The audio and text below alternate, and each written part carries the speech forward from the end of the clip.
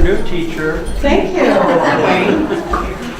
We really want to welcome you to the NAADAC New Mexico Youth Workforce Forum. Thank you so much, each and every one of you that are here today, to make this afternoon a success. Pat my head and press a button. There we go. There we go. All right.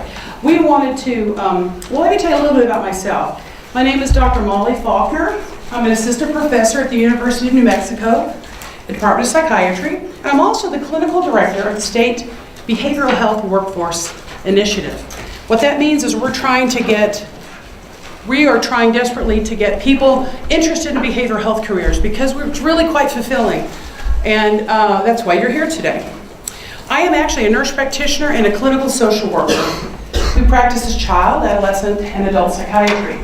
I am truly multidisciplinary, which means I work within 2 professions or careers, although I've had many careers in my 36-year career.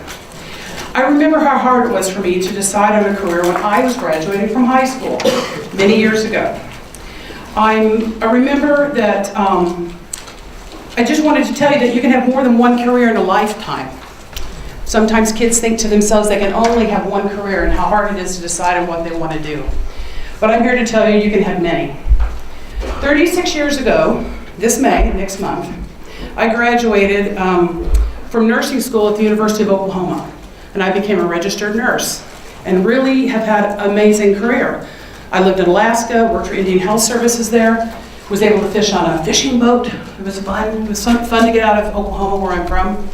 And then 10 years later, I became a social worker because I wanted to do therapy with children and families. And I was fortunate that I was able to do that here at University of New Mexico. Then 10 years after that, I became a nurse practitioner and worked with children and families since 2002. And silly me, I went back and got a doctorate about 5 years ago. In nursing, of all things, people always say, I had no idea somebody could do that. But it afforded me the opportunity to do programs and research, and programs such as this for you. People tell me, they say, well, aren't you just overeducated? And I try to tell them, I'm actually just a curious person. And it's really the truth. You can ask my husband. He would tell you that's the case. And I really always wanted to have more tools in my toolbox to help people. People in need with behavioral or mental health issues, or folks with addictions. So that's really how I kind of stepped into this role, is wanting to be more helpful with people. And this Youth Workforce Forum is about addictions and mental behavioral health careers such as mine, and those who will be speaking with you guys today. Everybody on our program has a career in this field. And this is sponsored by a grant from the Substance Abuse and Mental Health Services Administration to NAADAC, the Association for Addiction Professionals.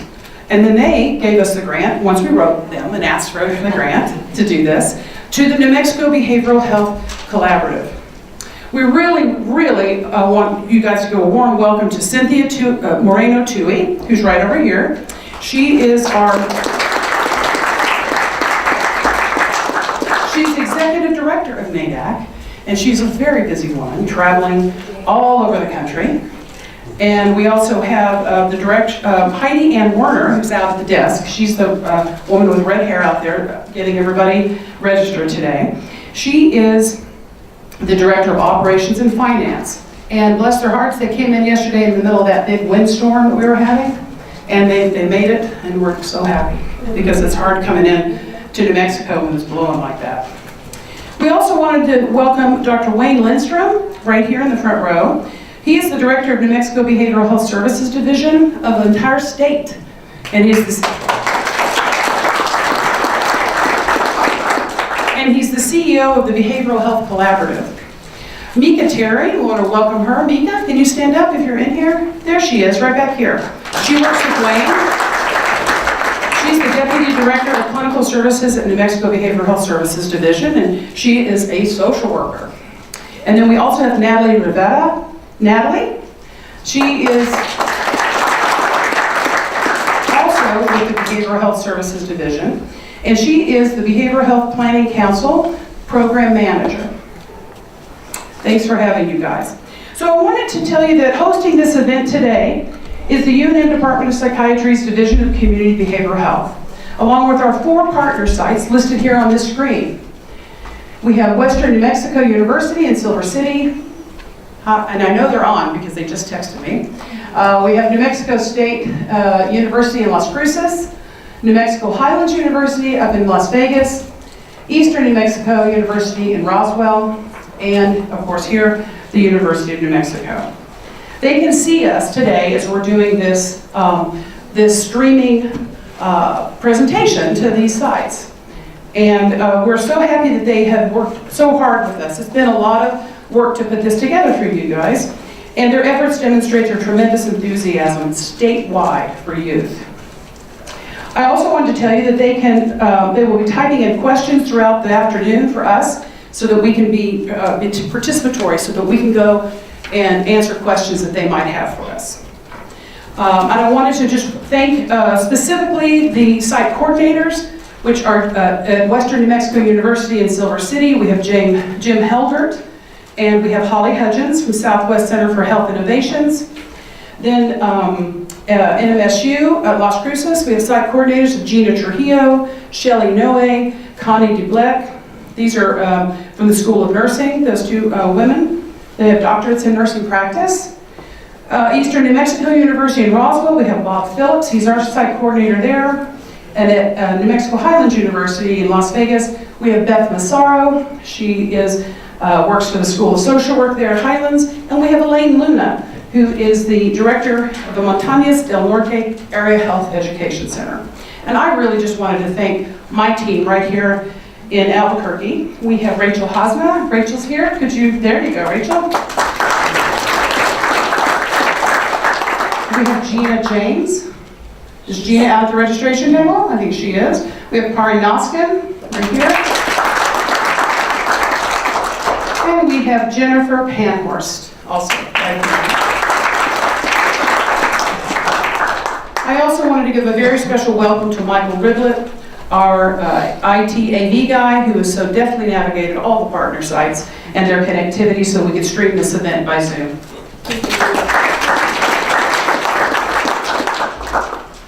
We have We have an enthusiastic team. It's blinking now. I think it's going to run out. Oh, it's green. Yeah, hold on. I don't. You broke it. I did. I did break it. Let me try this. It's green now. Was this other way? You should be good to go on the handheld. Okay. Thank you. Yep. We have an enthusiastic team from the state and the University of New Mexico here today, so who've been working on this event, like I said, for months. And if you see anybody looking official and you need anything or have any questions, we just want you to ask. We hope you'll come up to us and ask. We all have name tags on as well, so you can see us. Okay. Let me see. This is a thank you, a shout out to all the exhibitors that came here today. We are so thankful for everybody across the state. They're interested in you as youth. They want to know what you want, and they want to know how to help you, give you more information about these careers. So this is the first page of exhibitors we have. You also have a whole packet of these in your packets today, okay? So these are the folks that you guys need to be talking to today to kind of check in with. This is the second page. And many of these are here in Albuquerque, but we also have them in Roswell, Las Vegas, in Silver City, and Las Cruces. Thank you. Okay. So before we go to Dr. Lindstrom, we're going to put together, hold on just a second. Oh no, excuse me. We just wanted to tell you that we're really excited that you've taken your Saturday afternoon to come and learn about addictions and mental and behavioral health careers, learn about the teenage brain and young adult brain. Talk with a panel of addiction and mental health professionals that'll be up here in just a little bit, and interact with a multitude of exhibitors in addiction and mental health, student services, state agencies, potential employers, exciting schools, financial aid, and more to further your career and future. This really is a rare opportunity to meet so many different kinds of people involved in these careers and services all in one place. We really do want you to ask questions, listen, and enjoy yourself. And this brings me to the passport that's in your folder. If you would open your folders and take out this brochure that has the New Mexico Youth Workforce Forum in red on it. These are for you to, as you visit with each exhibitor today, we want you to have them sign on the inside of your passport. Okay? This way, we know that you've been talking and learning from the exhibitors. And at the end of the day, we're going to have you bring this passport up in exchange for tickets. Every one of you that has come here today did get one ticket just for coming in your packet. But for every 4 exhibitors that you have signed this, you will get another ticket. So that will bring you up to 6 times 4 is 24. So you'll have, if you have 7, you can up to 7 chances at all of the door prizes we'll be having at the end of this forum today. So just be sure and bring this out at the break. I'll remind you to take out your passport to sign that. And you can put your name on the back. Okay? Let me see here. Super. And we'll be asking for these at the very end. That's how you'll get your tickets. So we're thrilled that we've had such a wonderful group of diverse and committed exhibitors here, dedicating their Saturday. They want to talk to you. That's why they're here. We now have a couple of videos to have you watch. One is, they're from NAADAC. And Michael is going to bring those up for us. Do I need to escape it? Mm-hmm. Do I need to close this? Nope, you got it.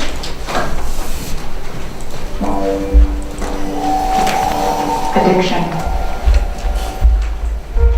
It could care less. About the color of my skin. Whether I'm young or old. Rich or poor.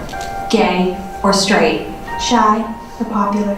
Addiction is a chronic disease that can And does. Affect all walks of life. All types of people. white-collar workers. Inner city youth. The elderly. Even unborn babies. Addiction is a family killer. A job wrecker. A life destroyer. It's a monster. But most of all, addiction is treatable, and you can help. An addictions career is all about Helping people. Helping them find treatment. Helping them find courage. Helping them find themselves again. And sure, there are richer career paths in life you could follow. but none is noble. Or is rewarding. To yourself, And to those around you, just imagine. You could help save my job. My family. my community. My life. You could help save me. You could help. Help. Help change our world. Consider an addictions career today. You could provide hope. You could transform lives. You could make a difference. Imagine who you could save.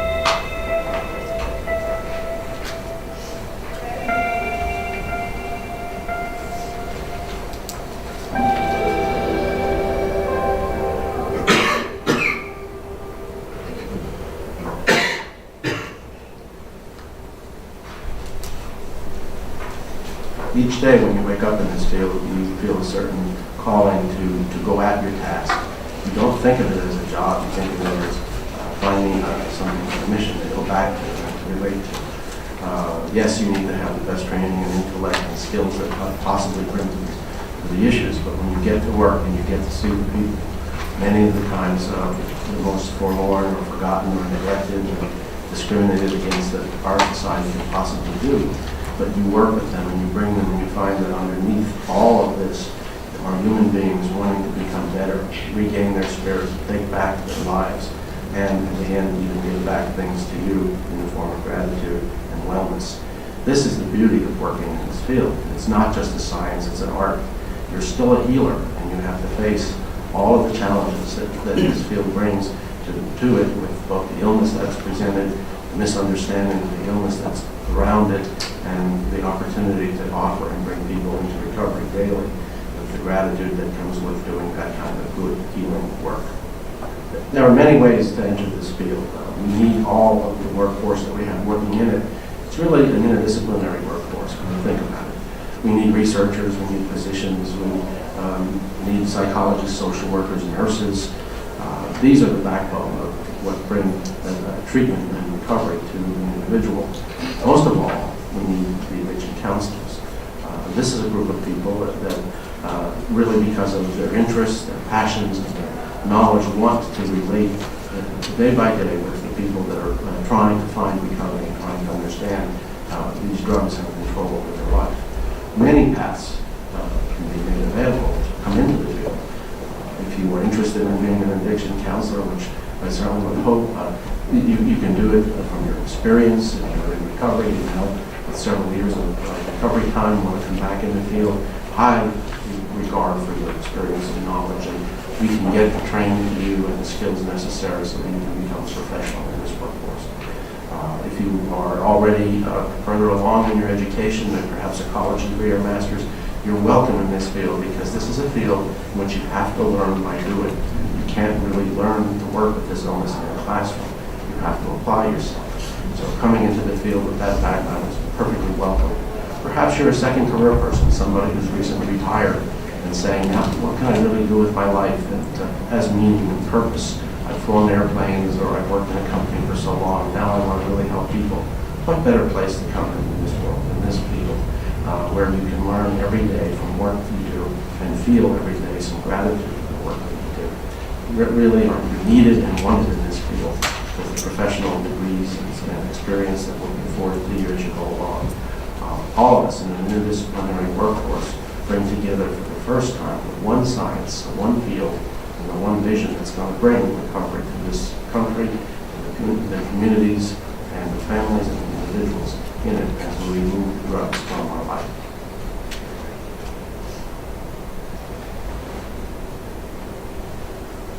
I went to a local college, it's a community college, and they offered a KSAC class, which is a credentialing for substance abuse counselors. And, I started going and I started meeting people who were in the field, and I heard their passion that they had for the field, and it really sparked my interest. I love what I do. I love it. I love my clients. I love my coworkers. I feel good at the end of the day. I started working with the adults and predominantly with women who had lost custody of their children. And this woman who, she's a phenomenal lady, she really is. She's one of my clients. She had so many issues, and she just took them on, and she made it through the program, and she became an intern. And at this point, I was still a counselor. I was still very green and fresh, but they gave me to be her kind of mentor. And so I saw it come full circle. I saw her become, a client, and then become an intern, and eventually she became staff.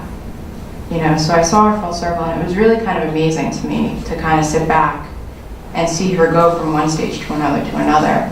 You get to see someone say, you know what, I'm going to change. I love life. I love my children. I'm not going to let this addiction, conquer me. And that's the reward in itself.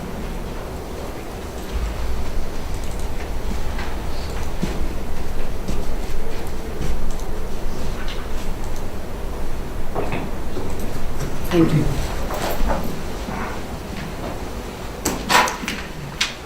Powerful words. Made me think of my own family and some of the reasons that I went into work in addictions and mental and behavioral health. Many of us that come to the profession have had family members, or maybe those ourselves have had issues in these areas. So you need to know that. And I just wanted to say that because it reminded me of my family. We have suicide in my family, bipolar disorder, obsessive compulsive disorder, depression, anxiety. So these are just some of the things that you can help people with. Even if you have some of these yourself, you can go out there and help others.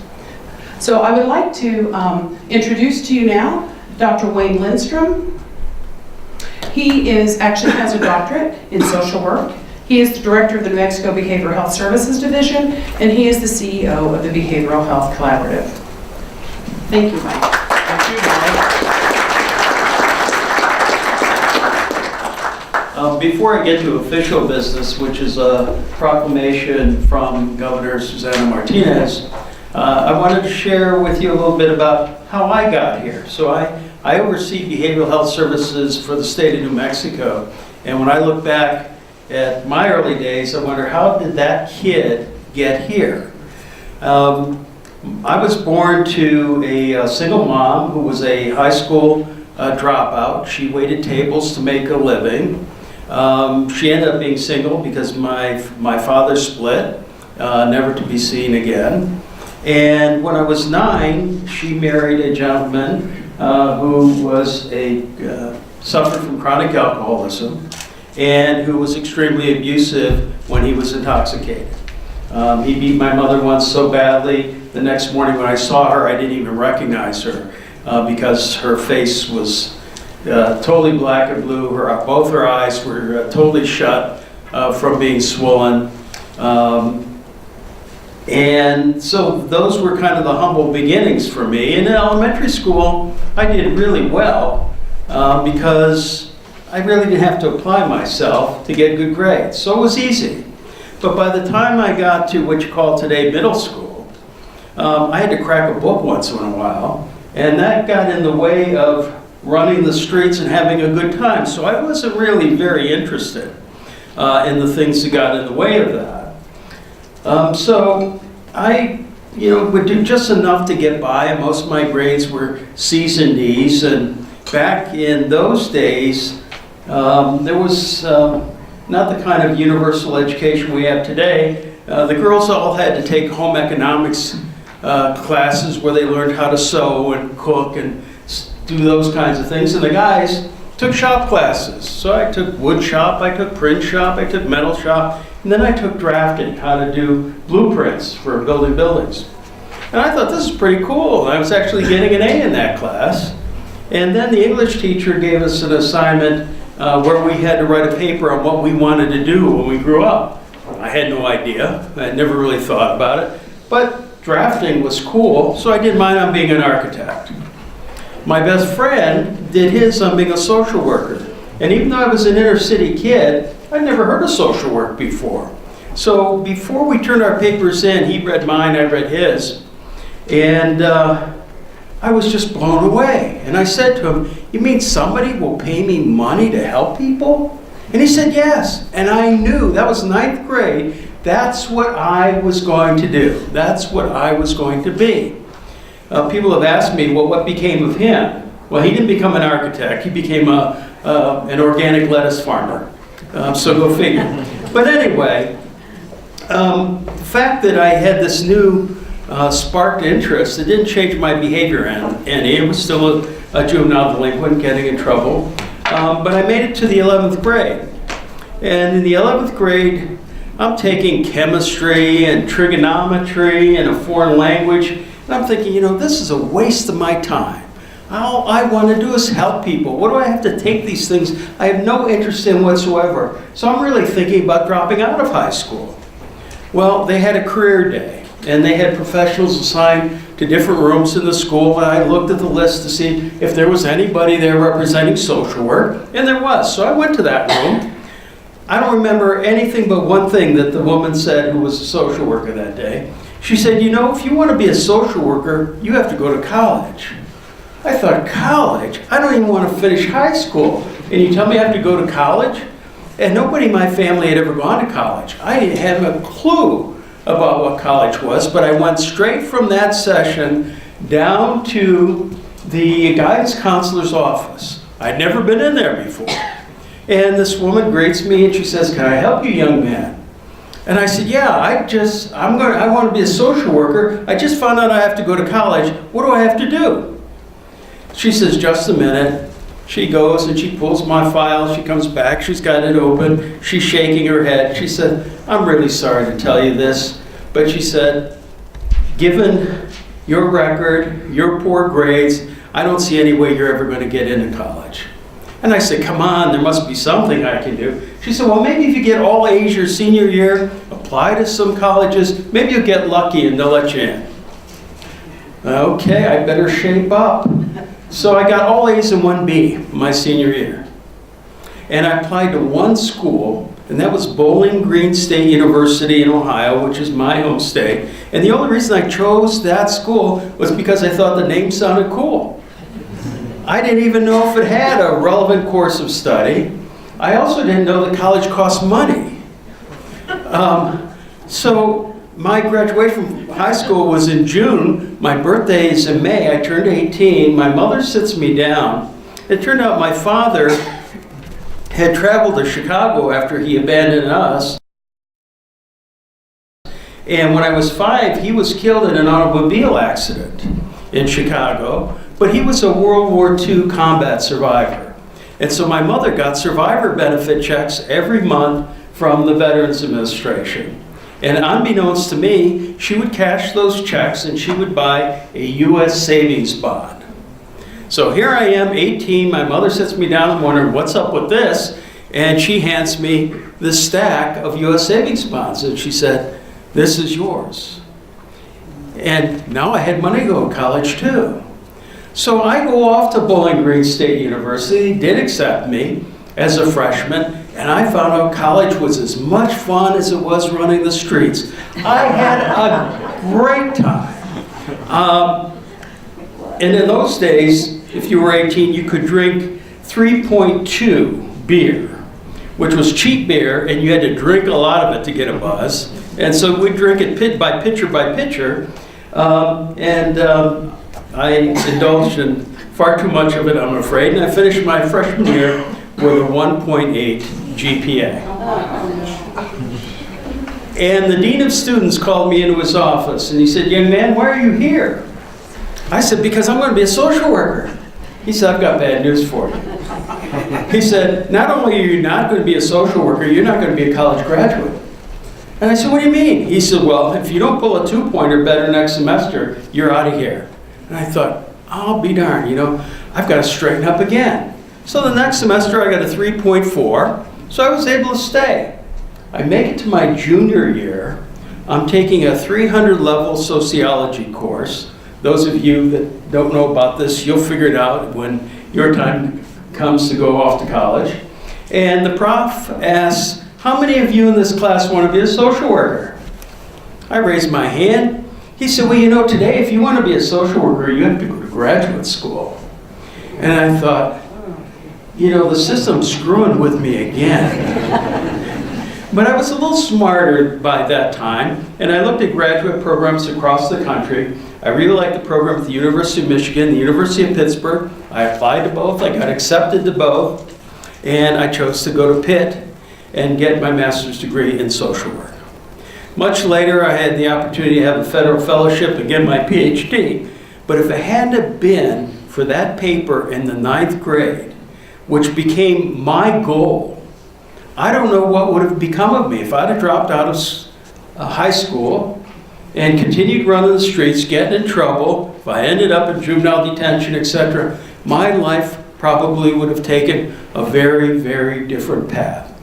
And so I wanted to share that, particularly with all the young people here and at our remote sites, to appreciate how important it can be to have a goal, because it was the only thing that gave me the motivation I needed to take a responsible path. And that's what set me off on a trajectory that brings me here with all of you today.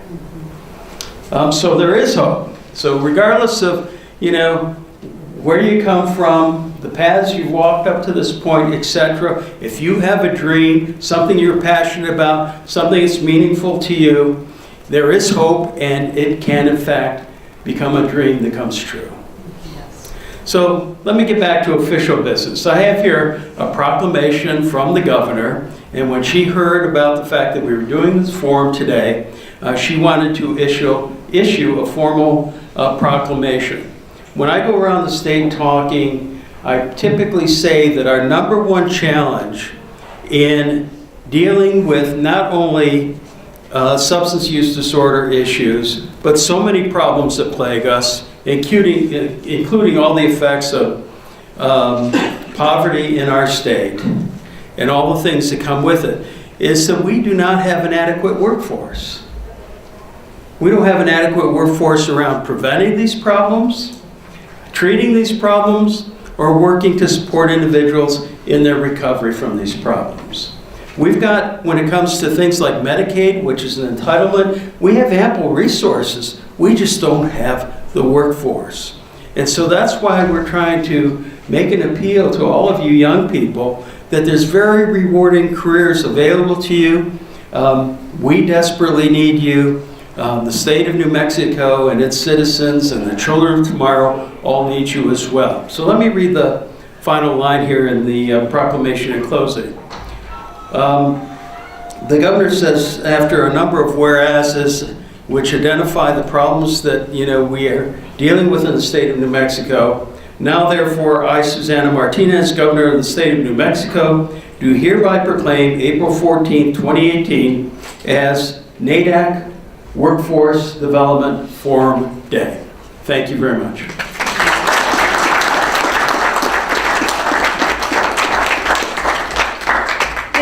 Thank you so much, Bill. That's awesome. The governor's proclamation. Wayne, what did I say? Bill. Oh, hi, Bill. You were thinking of Bill W. from Alcoholics Anonymous. No, I was not. I was thinking of Bill Shuttleworth, who's going to wave his hand. There he is. Who's going to wave his hand at me in a moment. So thank you so much for that. I appreciated that story. I think stories are powerful. That's part of why I do what I do. I really am interested in this story. I'm never bored. I can't think of the time I've ever been bored by somebody's story. So thank you so much. It's now time for me to introduce Bill Shuttleworth, University of New Mexico Regents Professor, Department of Neurosciences, and Director for the UNM Brain and Behavioral Health Institute. Bill is a neuroscientist, a scientist who has specialized knowledge in the field of neuroscience. Neuroscientists, they study how the nervous system develops, its structure, and what it does. They focus on the brain and its impact on behavior and thinking. They also investigate what happens to the nervous system when people have neurological, psychiatric, and neurodevelopmental disorders. This is someone who knows more about the developing brain than anybody I know. Dr. Bill Shuttleworth has received his PhD in physiology from the University of Melbourne, Australia. He has been in Albuquerque since 1998 and is active in medical school and graduate student teaching. These are activities he enjoys immensely.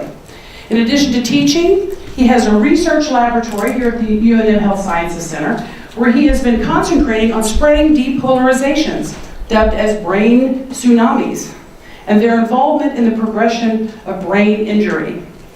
In his role as the director of the Brain and Behavioral Health Institute at UNM, he led the effort to establish the Center for Brain Recovery and Repair.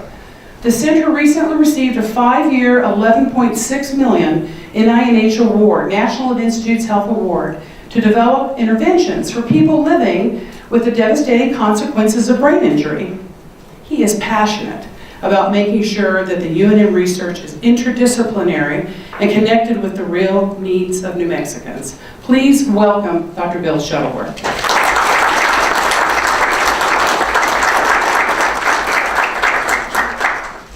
Thank you very much for that kind introduction, and I would like to add my welcome and thanks to everybody that's participating today, the exhibitors and everybody that's come to learn.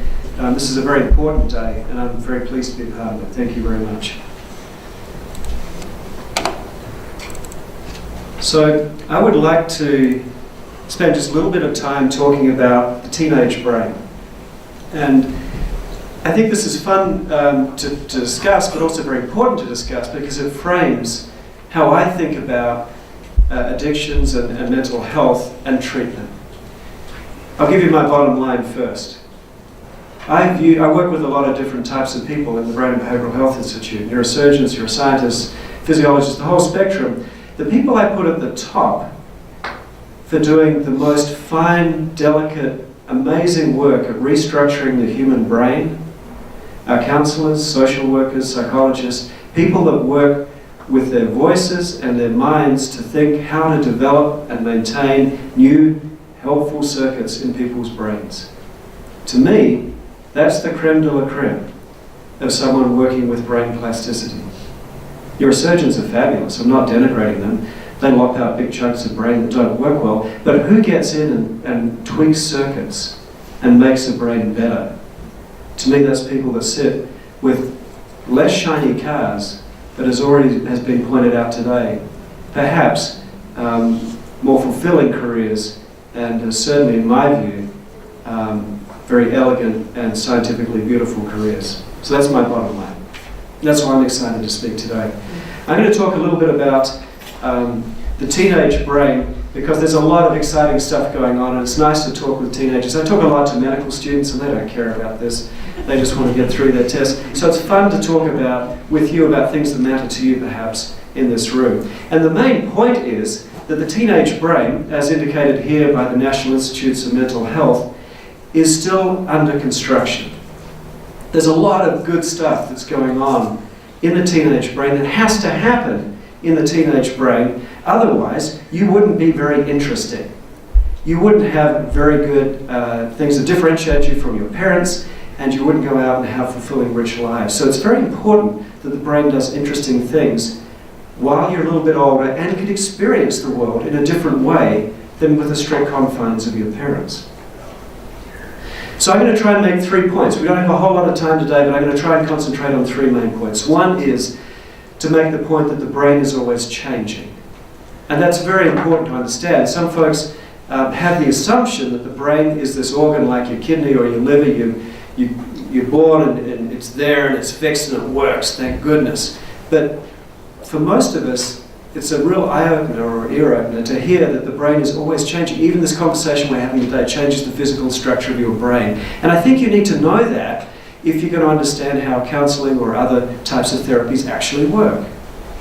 So I'll spend a few minutes on that, then I'll talk about something special, 3 things that are special about the teenage brain that is different from every other phase in your life, that make it kind of exciting but also a little bit vulnerable.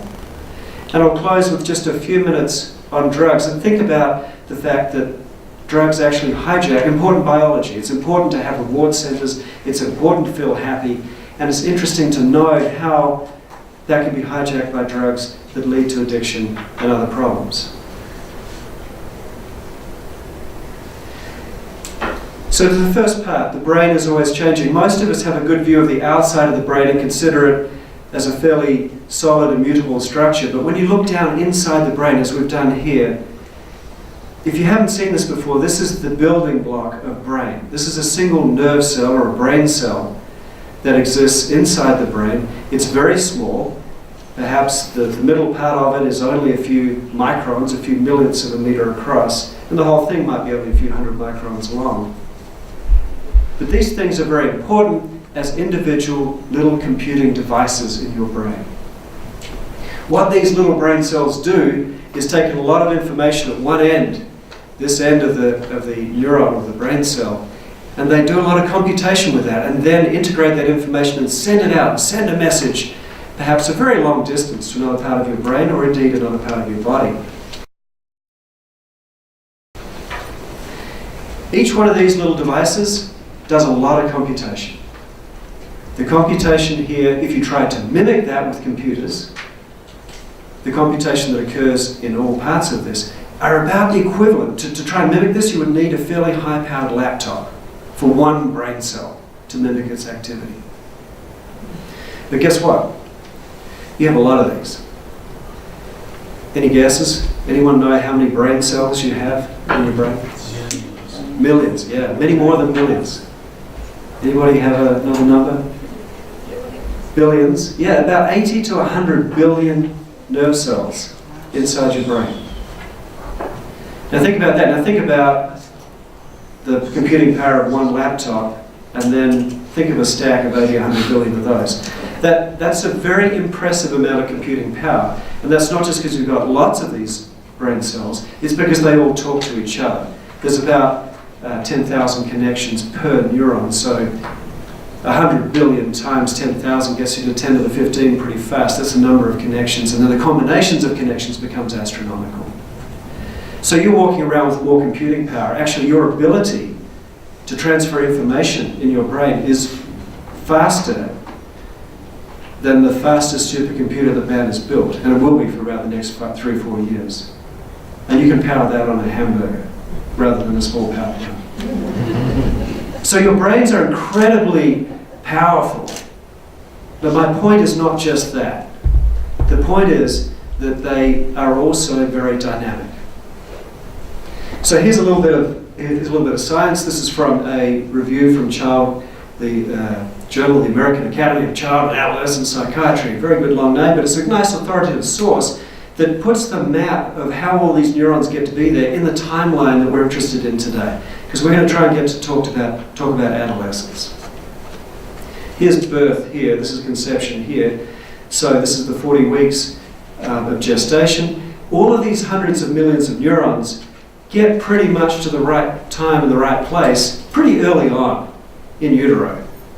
And they all migrate to where they need to be in the human brain pretty much before you're born. So that's not so exciting in a discussion about teenage years. But the point is, what happens after they get there is they have to establish all their connections.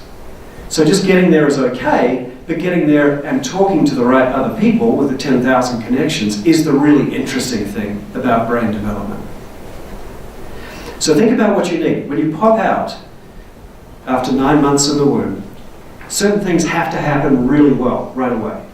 You have to be able to breathe. Your intestines have to move. Your kidneys have to start functioning. And control of all of that comes to the brain. So things in here in the brainstem are actually online right away. And they've got all their connections pretty much working. Then, you're looked after pretty well usually immediately after birth. But soon, things like this come back online. The back part of the brain responsible for your vision starts coming online, and things start to become recognizable, so you can tell the difference between your mother and a teddy bear, and that's important if you want to eat. And so that comes on fairly early. And then you start to figure out how to walk, and you start to notice what's happening in the world around you, and you need balance, and that starts to come on. So what happens actually is all of these connections start to figure out what to do from the very back and slowly work towards the very front. And that takes a long time. The connections that are being made are called synapses. You've probably heard that word before, maybe in this context, maybe in others, but synapses just means connection, and these are the connections that are formed between neurons to set up these circuits from the back to the front of the brain. So this is a nice word here, synaptogenesis. This just means the genesis of synapses, and that's going like crazy early on. The last few weeks in the womb, but also the first few months, you can go through periods of having 6 million new synapses formed per second during this phase, as you're acting like a sponge to set up your whole nervous system and respond to everything that's going on around you. You're really sucking in information. But here's the point for today. Once you set up a circuit, that circuit is not fixed. And that's so important to understand. I view synapses not as concreted in physically structured, bolted together connections, but they're dynamic. I view them more like handshakes. If you think of two people talking to each other and making a relationship, a handshake consolidates that relationship.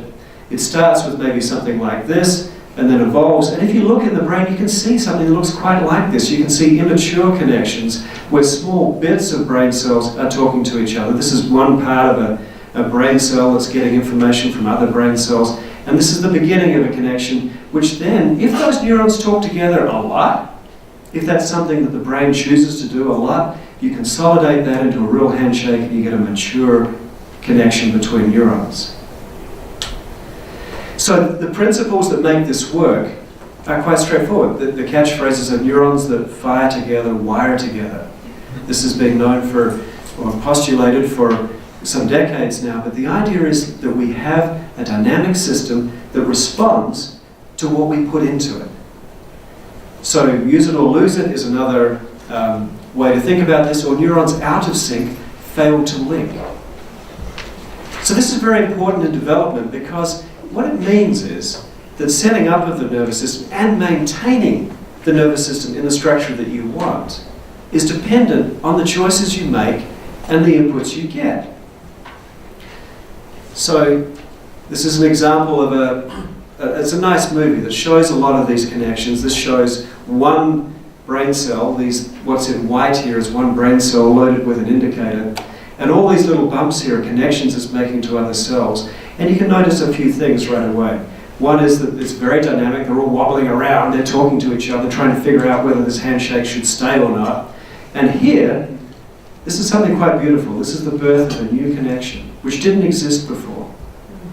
And this is the new synapse formed because somebody else is talking to it and they're firing at the same time. When this nerve cell is firing, the other one is firing. These guys are now paired up in a circuit. Sorry, gender neutral. These neurons are firing together, wiring together, and are now part of a functional circuit. Now the point I'm emphasizing here is that this is not just during the early phase of development. This occurs throughout life.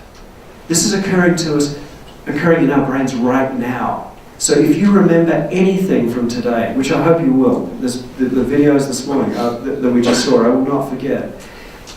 I remember that because my synapses are changing.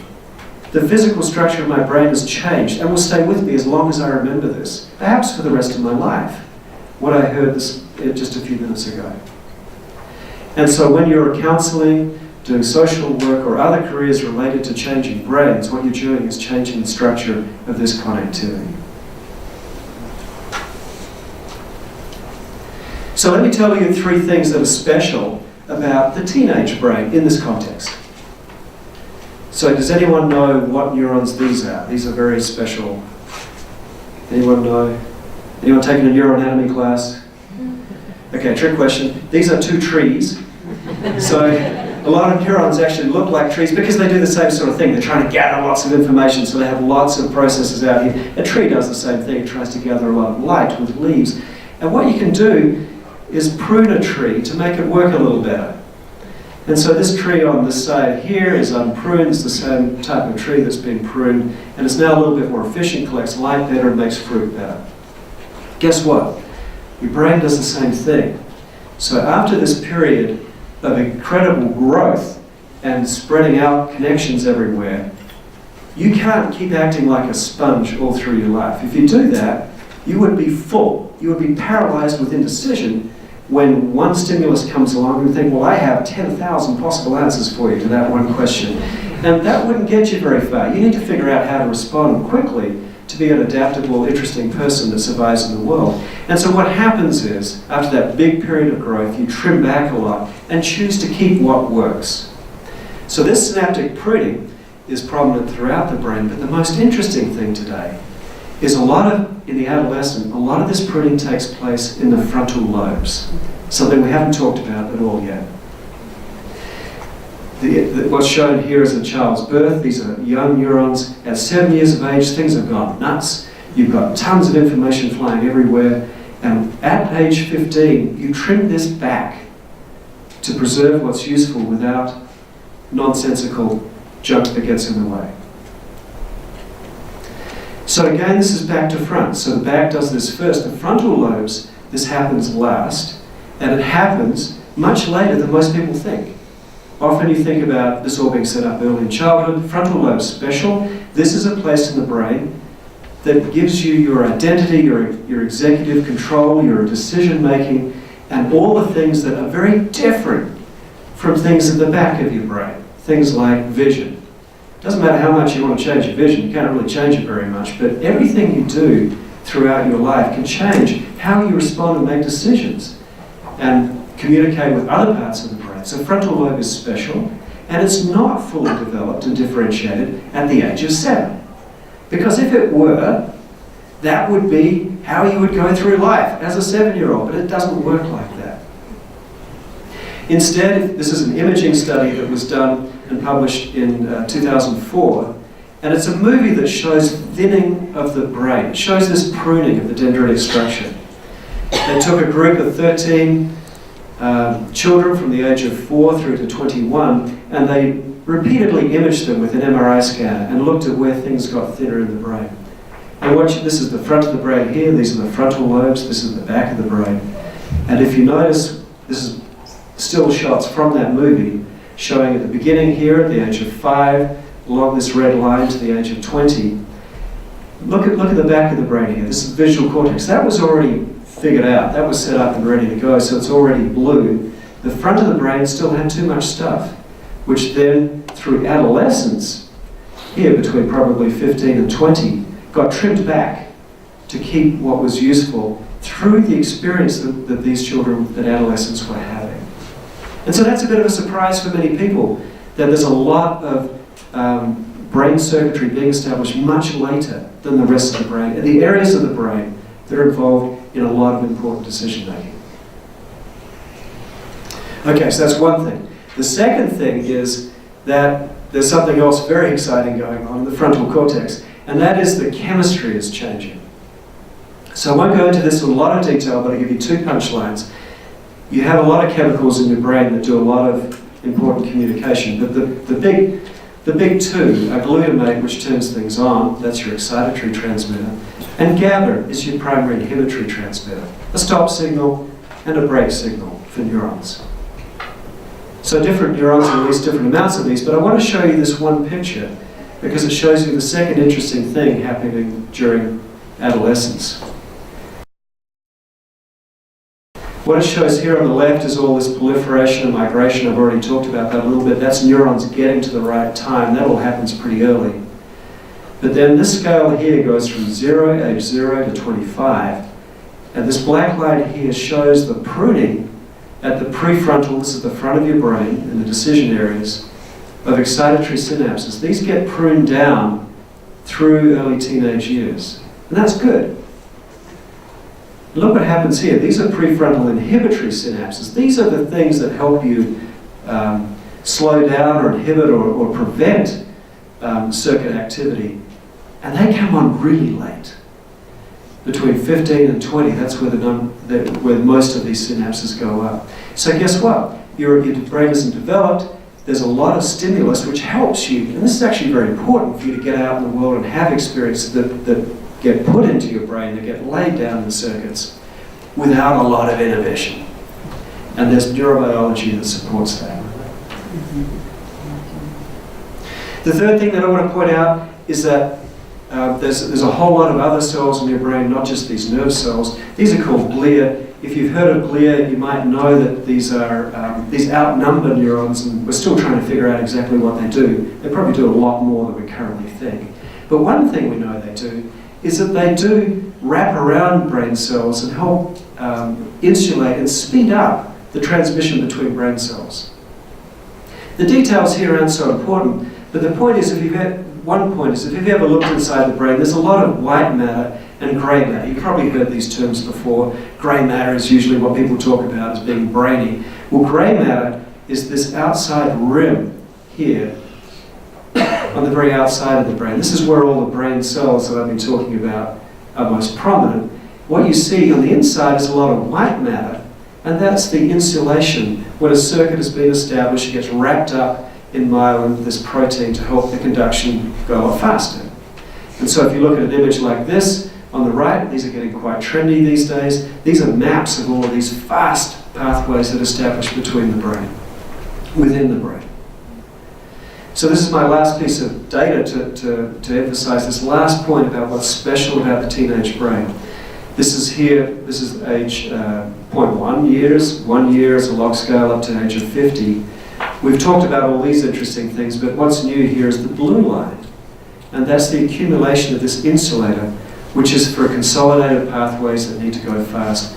That happens throughout life and dramatically increases through the teenage years.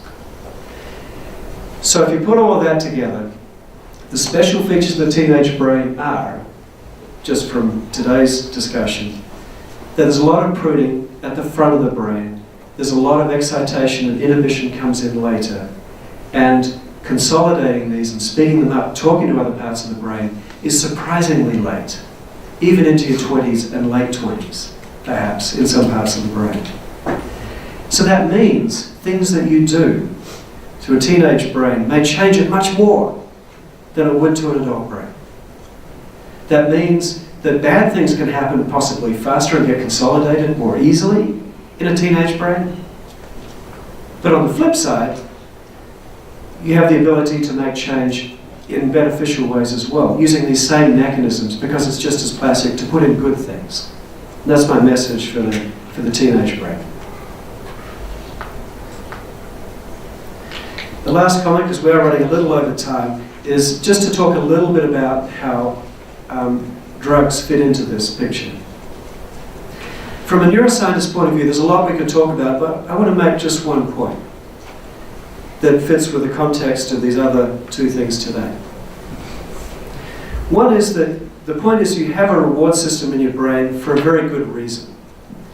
This is a picture, this is a map of neurons that release the chemical called dopamine, which is very important for reward pathways. This is mapped onto the structure of the brain. This is the human brain split down the middle. So we're looking at the side. This is the bottom of the brain again. This is the back. This is the front. What's shown here in these black lines are projections of neurons from two brain areas that are involved in something that's usually called a reward center. Now the point that I would like to make is that there's a good reason that you have this.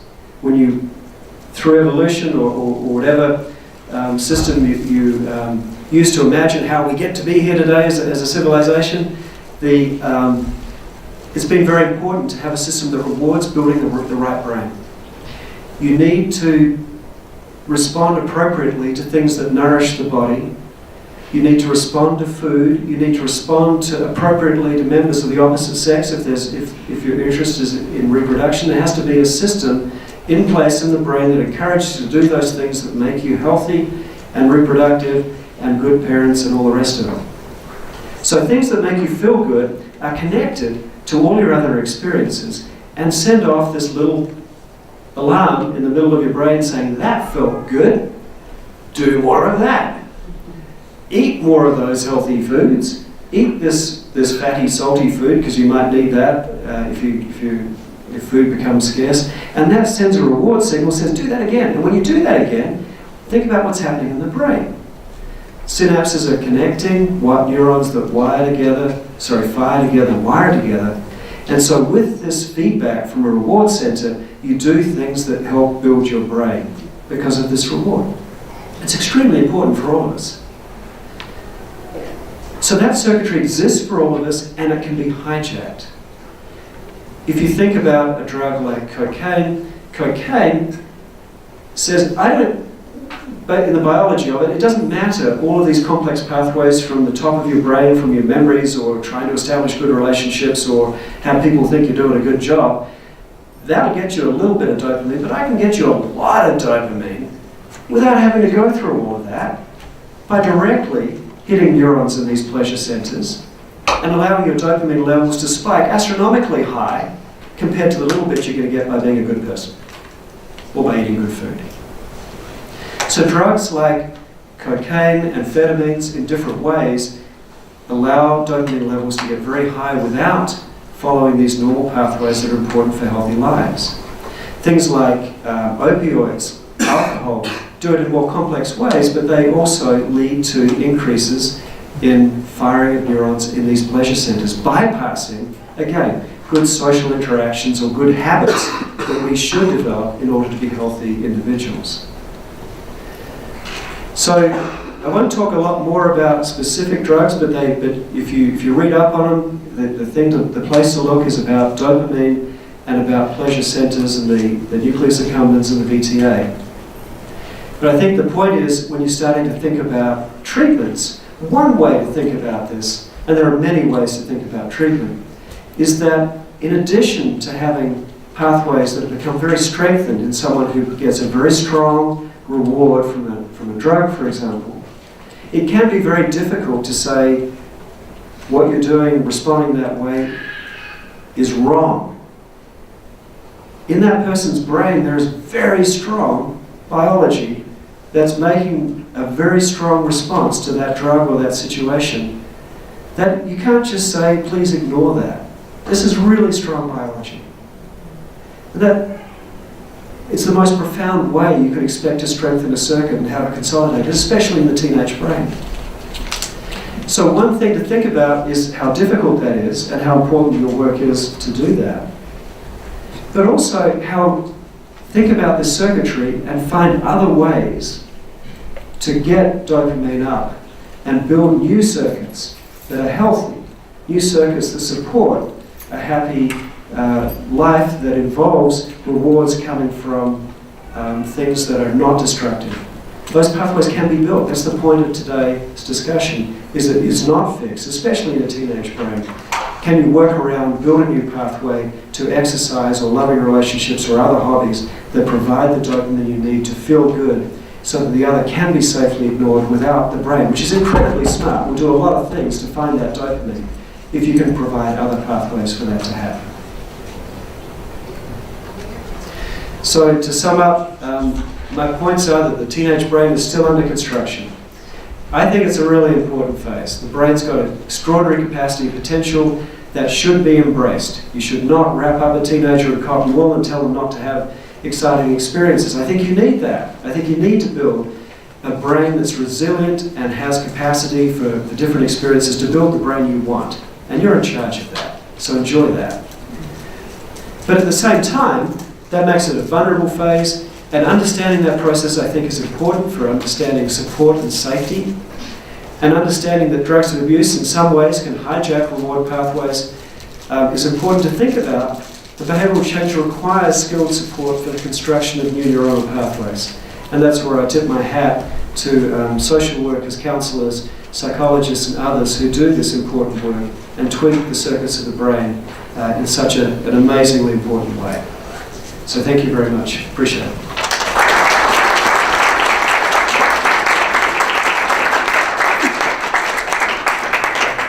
Thank you so much. Wow, I learned a lot about the teenage brain. I learn a lot every time I hear about the brain. Thank you, Bill.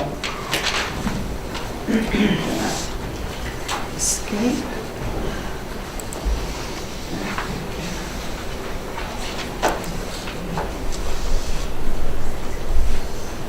Go ahead.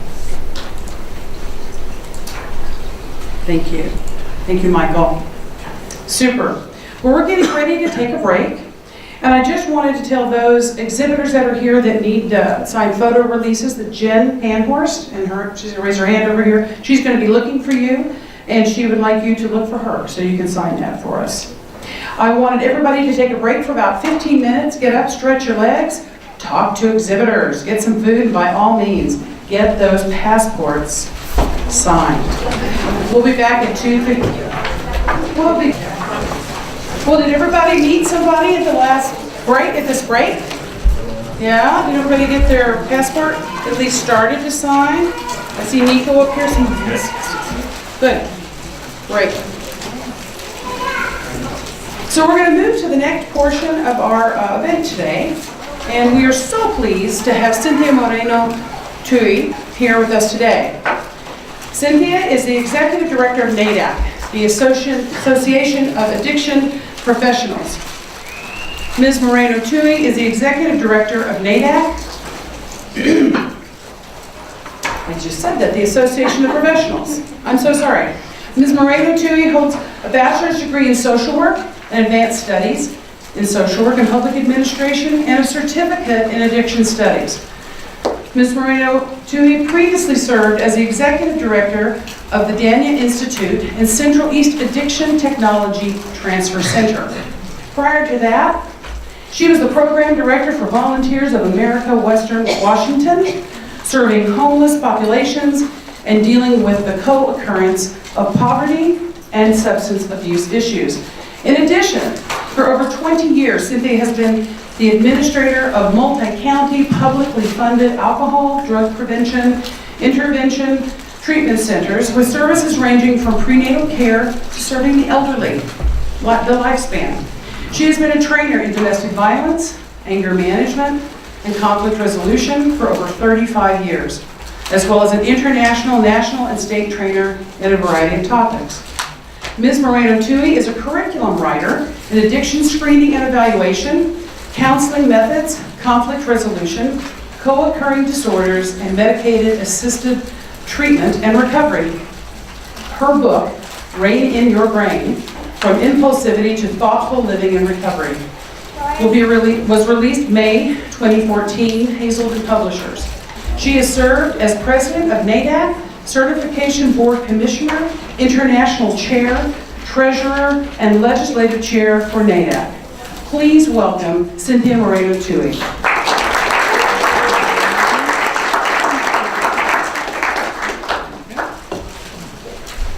Good afternoon. Thank you all for being here. I think this is vitally important to learn more about addiction work. I'm going to share some national statistics and some reasons why you might want to get into the field, and then I'm going to tell you a little bit about why I came into the field.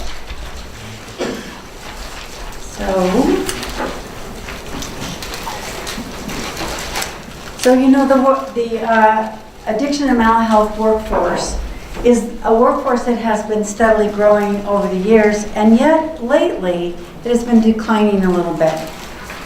Right at the time when we don't need it to be declining, in 2014, approximately 12 million people signed on to the Affordable Care Act. So that means that there's more people out there needing services, because we know that about 10% of people in the United States have an addictive disorder, 10%. And then we know another 8% have mental health, 8 to 12% have mental health disorders. So when you look at that, that's a huge part of our population, right? And we need people who are qualified and trained to be addiction and mental health counselors. So as I said, unfortunately, we're not equipped to meet the demand. And now what people talk about with the opioid crisis, we're not just having an opioid crisis, we have an alcoholism crisis that has not been addressed. It is 10 times the opioid crisis. And we have a marijuana tsunami coming. So when people talk about legislation around medical marijuana and recreational marijuana, what they don't understand is that in 5 years, we're going to see more people with addiction, more people with substance use disorders, more cognitive problems, more issues to deal with socially, as well as primary health. So the growth rate is predicted to be 22% between 2014 and 2024. It's one of the highest rising professions in the United States right now. The median income for addiction counselors in 2017 was just over $41,000. 2 years ago, it was under $37,000. So there's an increase happening in the addiction and mental health salaries. And one of the reasons for that is that demand is getting higher. So we're going to see what happens, supply and demand, right? The more that you need, the more demand you have to bring in that supply. It drives the income salaries up. Mental health and marriage and family counselors average $49,000 a year. This is nationally. And social workers about $46,000, $47,000 a year. So you can see that working in human services actually has some positive income flow coming in.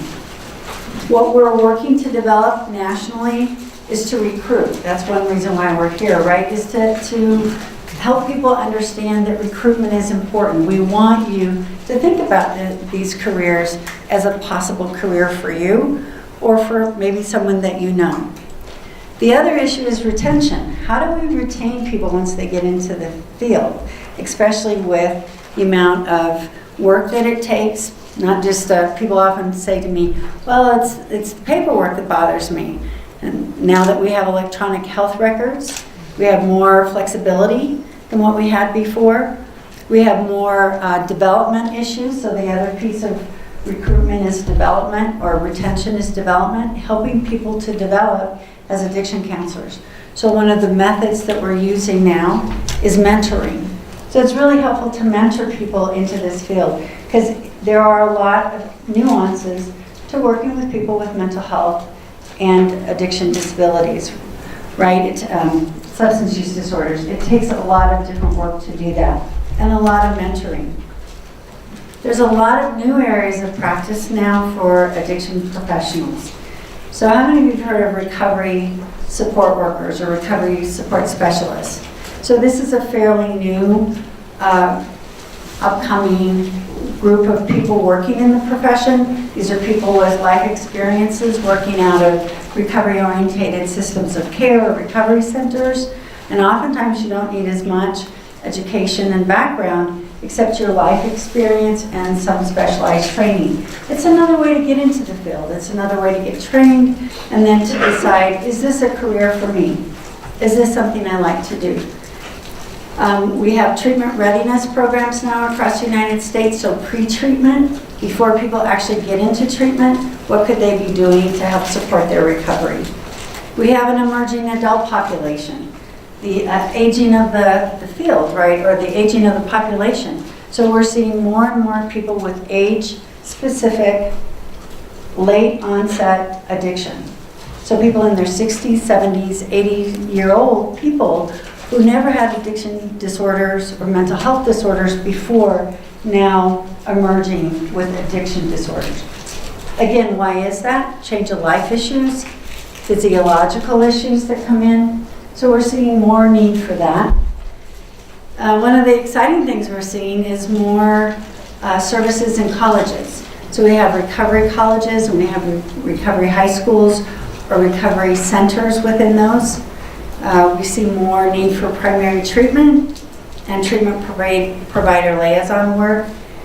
We're seeing more in specialty courts, drug courts, veterans courts, family courts, and we're seeing more in veteran-specific substance use disorder treatment programs. Some programs that are working specifically on post-traumatic stress, and then also on family systems. So we all live within some type of a family system. However, if we're not treating that family system, we're not able to change the dynamics in that family. Medicated assisted treatment. So we get questions about medicated assisted treatment. Why are we using drugs or medications to help people get into recovery? And the way I think about it is this. So I've gone to the labs and I've studied them, and I've met with the researchers. And what I've learned is that medications have the ability to make change within the brain so that the brain then can become aware and able to hear the counseling. So if your brain is so disturbed by this unsoothing from being off your drug of choice, so as you talked about the reward center, Bill, one of the things that happens is your reward center is looking to be soothed. So if I'm not using my drug of choice anymore, I'm not soothing my brain anymore.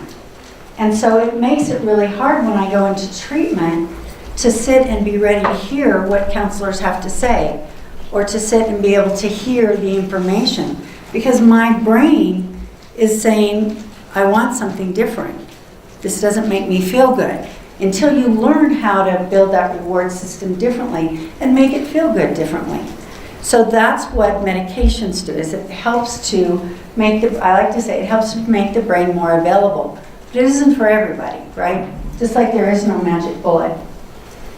But we're seeing more in that area. We're seeing more technology-based counseling. I know New Mexico has done some really great things around telehealth and telepsychiatry. We're going to see more happening with telecounseling. NAADAC is moving into doing more in that direction and making it more available to counselors to do telecounseling. Of course, there's issues around that too, right, around ethics. However, these are some of the upcoming things that are going to change the workforce and change what we're doing, and bringing more people on to get into the field so that they're learning those new skills and those new technologies early on. The other thing we see is alumni services, helping to monitor clients, helping to support clients in their long-term recovery, and then continuing care. So some of the research is showing that if you help support someone in recovery, treatment program-wise, in recovery for at least 12 months, their chance for long-term recovery is much higher. If you support somebody for 5 years, even if that's a monthly booster session, what you'll find is that people will stay in recovery for a lifetime. So treatment in the United States often has been 30-day based, or 28, 30-day based. Sometimes IOP is, intensive outpatient is 3 months based, and continuing care is 6 months or 9 months based. And so the more that we start thinking about how do we help people stay in recovery, long-term recovery, the more that we'll need more counselors, right? Because we'll be servicing people longer. and we'll be helping people stay in their recovery movement a longer period of time. So these just give you some ideas. Oh, and clinical supervision. So we know clinical supervision is really important, that people need not only mentoring, but they need that clinical support to continue to do the work that they do. And so we need to raise up more clinical supervisors. And then we also need to raise up more trainers and educators, people that go and train not just other counselors, but train community, so that community know what's going on. So what NAADAC has been working on is federal loan forgiveness programs and scholarship programs to help build the workforce. Some of you may enjoy some of those scholarships. In New Mexico, we have worked with the National Minority Fellowship Program, where we're bringing in people to work with minorities, get trained and educated in master addiction programs and mental health programs in order to work in the workforce and also become clinical supervisors. We see $3 million this year budgeted for addiction workforce specific scholarships. Now that may not sound like a lot of money, $3 million, but what it was before was zero. So addiction and mental health doesn't always, particularly addiction, doesn't always grab legislators as an important issue. And so part of the work that we do is to advocate that yes, it is an important issue, it's becoming more and more important, and how are you going to help subside the opioid crisis or the alcoholism or the impending marijuana tsunami if we don't put money into helping people get educated, if we don't put money into the workforce. So we need to do that. And so that's part of what I do in Washington, D.C., is to help lobby for that or educate for that. So we need to build a stronger workforce. We have a career ladder so people can start, no wrong door to start. You could start in the field as an intern, you can start in the field as a recovery support worker, all the way up to a researcher. You can become a person who starts out at one level and decide, I want to do more, I want to learn more, I want to become more involved in my community, and learn other skills like prevention skills and other skills. So it's the type of workforce that you can grow with. It's the type of career that you can grow with, depending on what you want to do. Under the banner of NAADAC, we also have certification, and so we do national certification and international certification. And what that is to certify people that they have the competency and the skills and the attitudes to work with addiction and co-occurring disorders. So all of our work is addiction and co-occurring because the population of substance use disorder, people with substance use disorder, the majority of them have mental health disorders as well. So we call that co-occurring disorders. So it's important that we're treating both, that we're educating for both, and that we're giving good clinical supervision for both. And so you'll see that as well with what we're doing. And so the credentials, the national and international credentials, are the same in every state. So if I have a master's, a MAC in New Mexico, it's the same as any other state in some countries. Or if I have a one-year certification or a bachelor level certification, it is the same. And that's what we talk about, is how important it is to have that kind of recognition so that the reimbursement can go up. Now, why is this important at this point in your life? How many of you don't think about money? Yeah, most of us think about money, right? And when we're thinking about our career, we're thinking about how am I going to do the work that I want to do or love to do and be able to support myself and someday maybe support other people in my life. How am I going to do that? So money matters. Money has a place. And that's why this is important to us, is to help addiction and mental health counselors get the reimbursements and the money that they need in order to live their lives. As Bill said, we want to live to be happy and healthy, do we not? And money happens to be one of those things that you may not need a lot of it, but you need some of it. And so the other thing that NAADAC does is we do have student membership, and we have peer membership. We do a lot of things to help to support those areas. I'm not going to read through all of these areas. However, just know that NAADAC is the association 46 years ago that developed the addiction workforce and continues to work with Congress and with states and our affiliates in different states and internationally to build the professional development things that you need, the resources that you need, the training, the manuals, the advocacy, in order to continue to do what you do and what you will do maybe for your lifetime. Maybe this will be your lifetime career someday. So this is just a little graphic on if you want to become an addiction professional specific, or you want to get into mental health and substance use disorder. There's ways to get involved. It's hard to read this, so basically, let me just say, if you want to get involved, you have an affiliate in New Mexico. You have different groups within New Mexico that you can get involved with.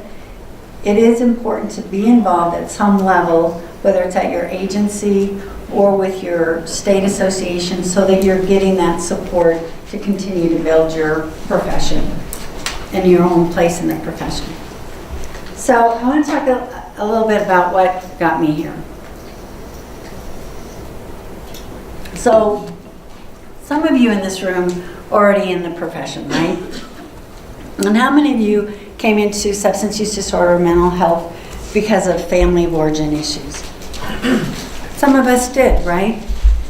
So I came from a family that had drug and mental health issues. My mother was drug addicted before I was born and had undiagnosed bipolar disorder. And when I came into this family of origin, I was the third child, and I felt like I was swimming in a pool of sharks, right? Because you have all of the behaviors of addiction and mental health. I'm not talking about that they were sharks, but there's behaviors, right, associated with addiction, associated with mental health. And I felt like I was really out of the stream. I felt like I was the turtle. So I felt very different. I felt different because in my experience, I got put into as a ward of the court at the age of 8 months. And so I felt different because it felt like nobody wanted me as I got older. It felt like nobody wanted me in their home because I was raised in over 40 homes by the time I went to graduated from high school. That's a lot of different homes. Can you guess what happens to young people and their brain when they get moved from home to home? Their brain gets traumatized a little bit, right? It's a lot of change. It's a lot of stress to the brain. The reward center is getting stressed out, looking for what is the reward that's going to work for me here. And so one of the things that came out of that for me was that I decided that I wanted to do something to make a difference. Because I wasn't very good at suicide, which I tried 3 times, not very successful, thank God, right? I decided, well, if I can't die, what can I do? What can I do to make a difference?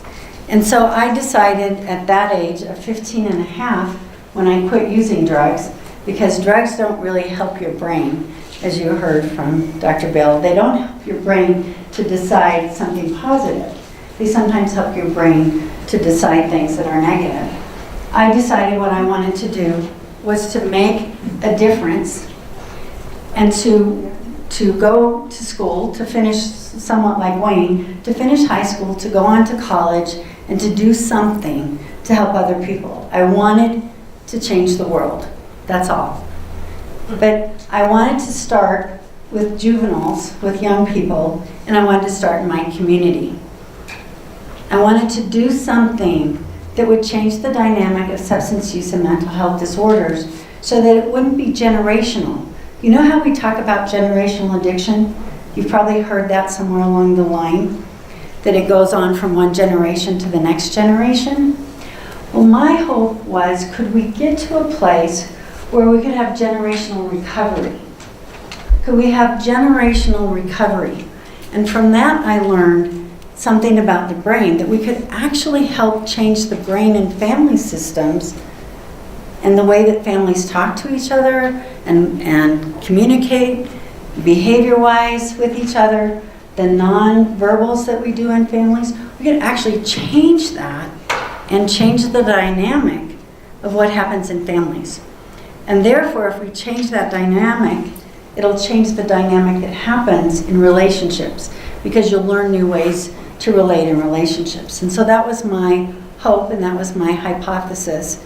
And so I began researching that and studying that and working with other clinicians and researchers until I put together basically some programming on how to change the brain in recovery. How do you change the brain? How do you actually cause those neural pathways to grow differently? How do you move that forward instead of being stuck in that cycle of doing it the same way that we've always done it?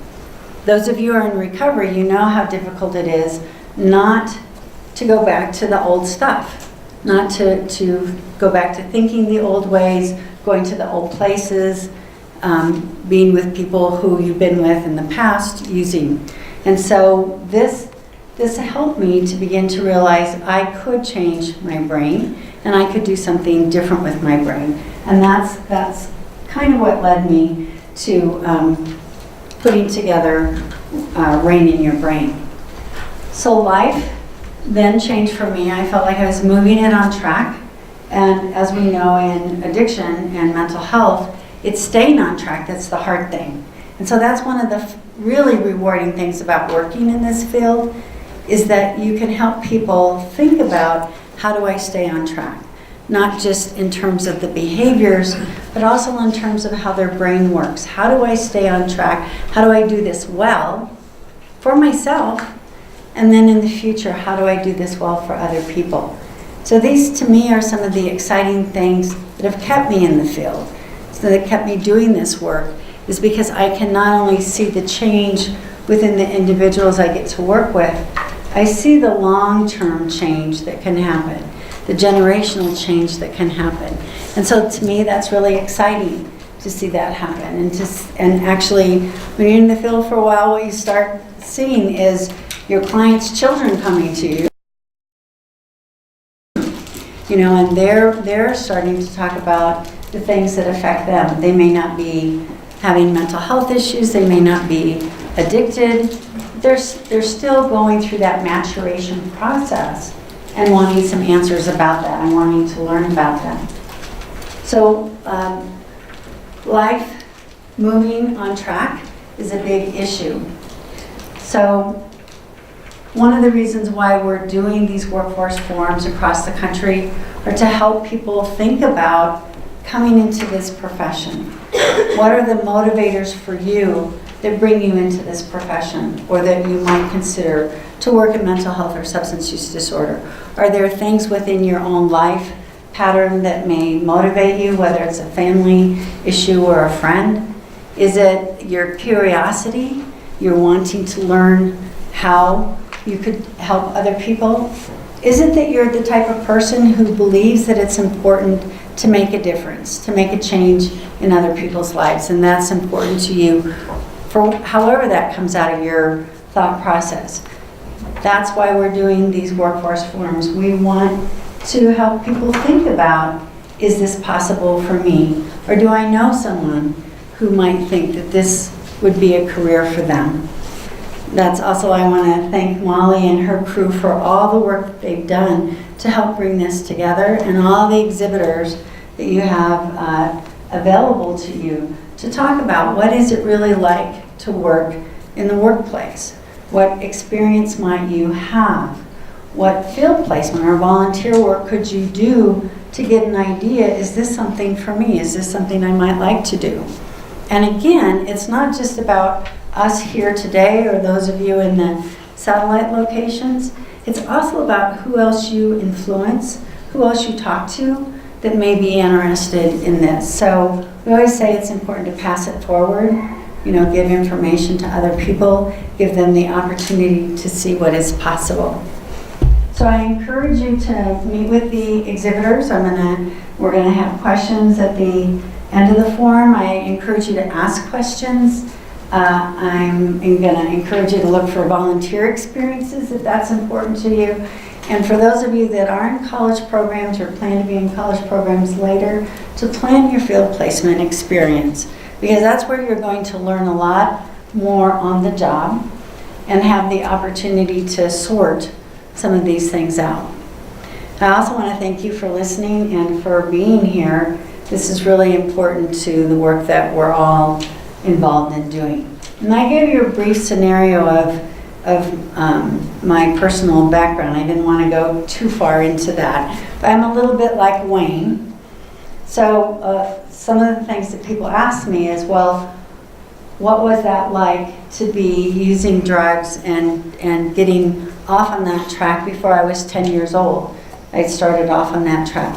What was it like to get into recovery, and how did you get in recovery? So let me just answer that question real quick.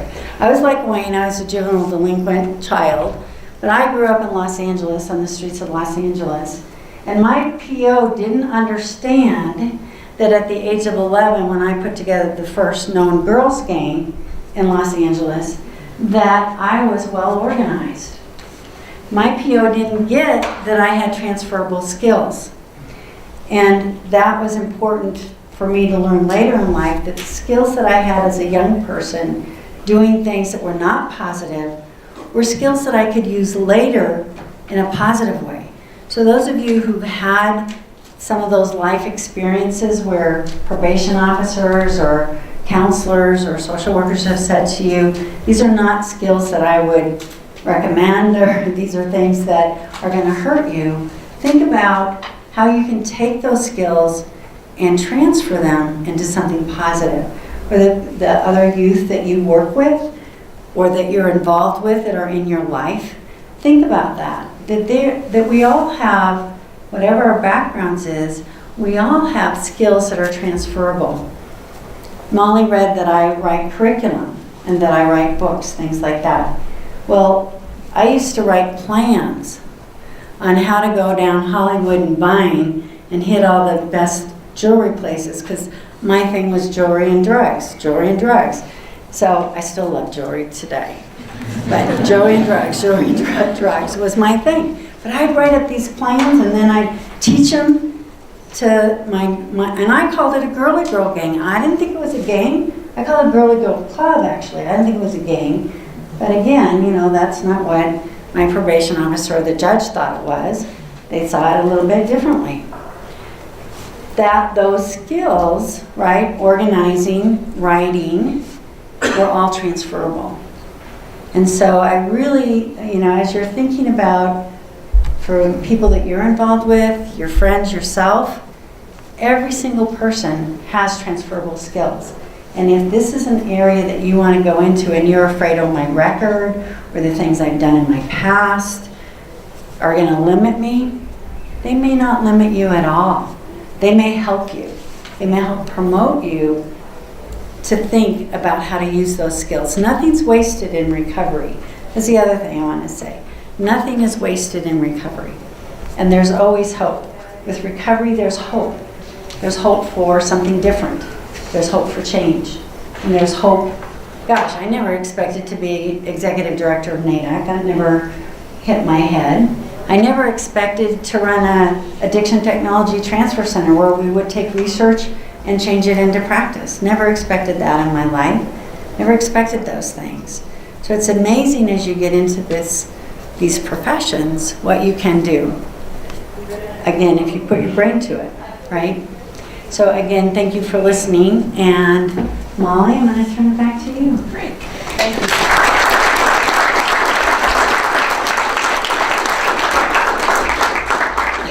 Well, I don't know if anybody's ever told you guys, but to be an addictions or mental health, behavioral health professional, you have to be flexible. And that's what we're going to do today. We're going to be flexible because we're a little bit over our time. And we were going to have that's great. Many blessings follow your dreams. Awesome. We were going to have a snack right now, a break.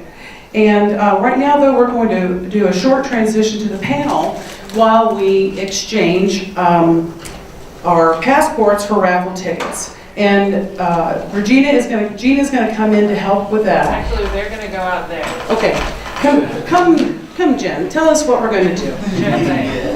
This is called a team effort.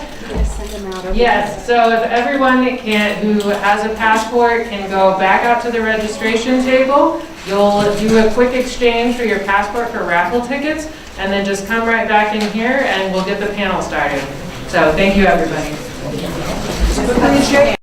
We started here. Thank you so much for your patience. I hope you all got lots of nice raffle tickets.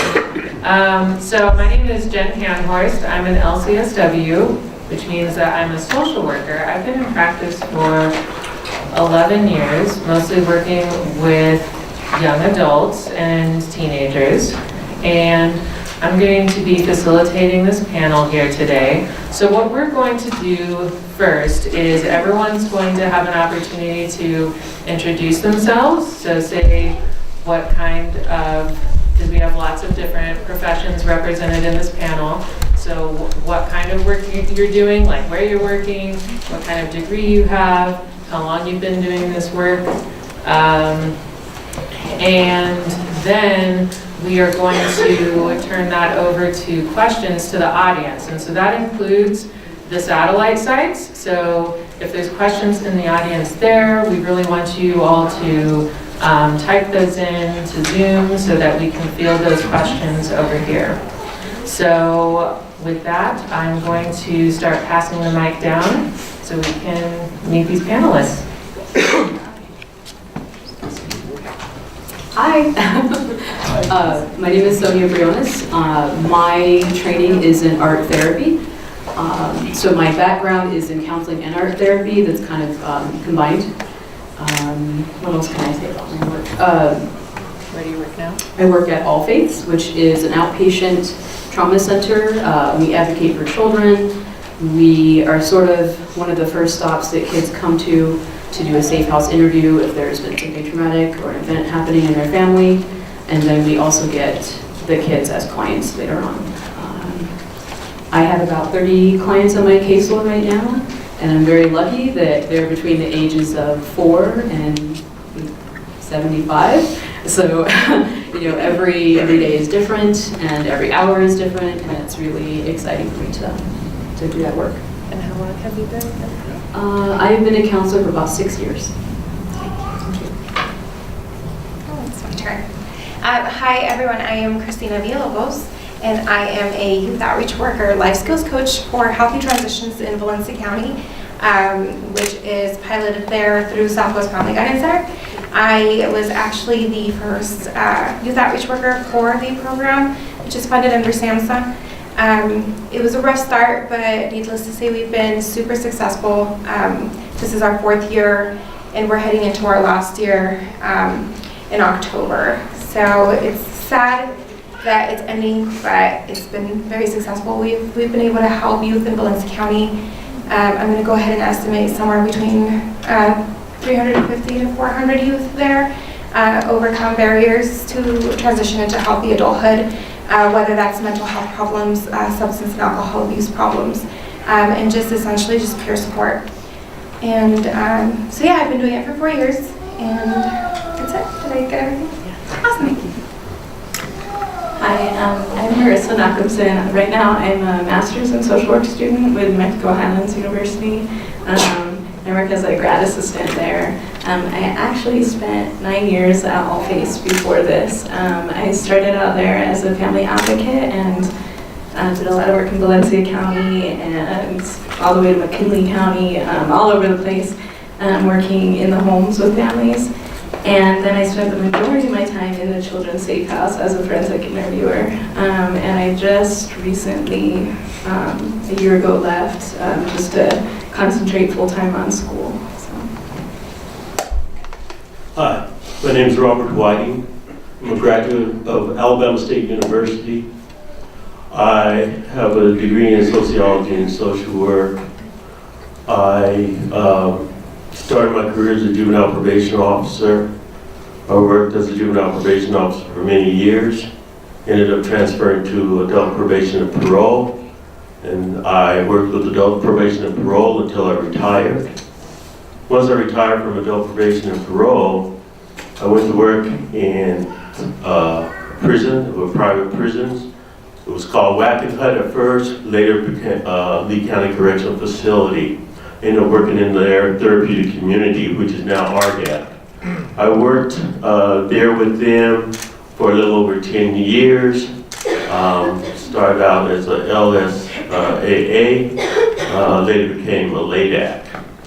And now I work for Duke City Recovery Toolbox in Albuquerque. And I've been there for a little over 2 years, but as far as in the substance abuse field, I worked a little over maybe 13 to 14 years. Hello, everybody. My name is Katie Morrison, and I'm a clinical psychologist who specializes in pediatric rehabilitation. And I also have a PhD in clinical psychology. I also have a master's in sociology. So, good job. I work here at UNM, and I work at Carey Tingley. So I work with pediatric population in an outpatient at the hospital, so kids who primarily have had traumatic brain injuries or spinal cord injuries, with a specialty in trauma. And how long is it? And I was a teacher before that for 7 years, so different areas of working with children. Felt like I was doing mental health in the schools already, so hence moving. And I said, I should probably get like a real degree in that if I'm going to be doing this as a layperson. So this is my 3rd year post finishing my degree, my PhD. Hello everybody, my name is Martin Gonzalez. I'm a 2nd year psychiatry resident here at UNM. What that means is 2 years ago I graduated medical school, received my doctorate of medicine. Now I'm doing my specialty training in psychiatry with a plan to specialize in child and adolescent psychiatry and addiction medicine. Prior to that, I worked as a EMT for almost 10 years in Torrance County, New Mexico. So, you know, I saw a lot of psychiatry and mental health emergencies during that, so it felt right to keep going in the training and education. My name is Joshua Trujillo. I'm a certified peer support worker. I'm currently working at Pecos Valley Medical Center in the buprenorphine program, better known as the Suboxone program. Caseload is about 70 patients right now with many openings, about 150, 200 openings. I've been doing this work for a little over 5 years now, and I'm currently attending school for social work. That's about it, right? Yeah. All right. So if we can just go ahead and open it up for questions. I have a couple that I can think of, but I want to make sure that the audience has time to ask questions. And that includes the satellite campuses, but also folks here in the room with us. So any questions about the type of work they do or things that you want to know about particular professions to open up?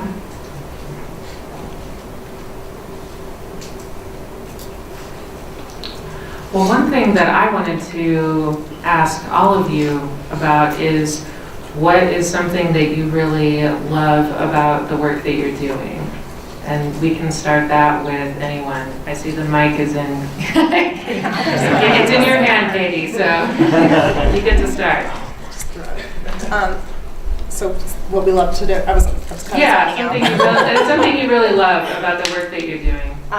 There's so many things. I love my job. I get goosebumps all the time working with families, and especially working with, long-term hospitalizations that are really challenging for kids and families and people. Like, how do you do this hard work where you see these devastating injuries, but you see kids get better? And that's the most amazing thing, is families become part of our family at Carey Tingley. And to see somebody go from nonverbal to walking out of the hospital talking and laughing with a slightly changed future ahead of them, but with a different perspective, it's incredible. And to see families rally around going through this process of grief and recovery that happens with these really devastating injuries. But kids are so resilient.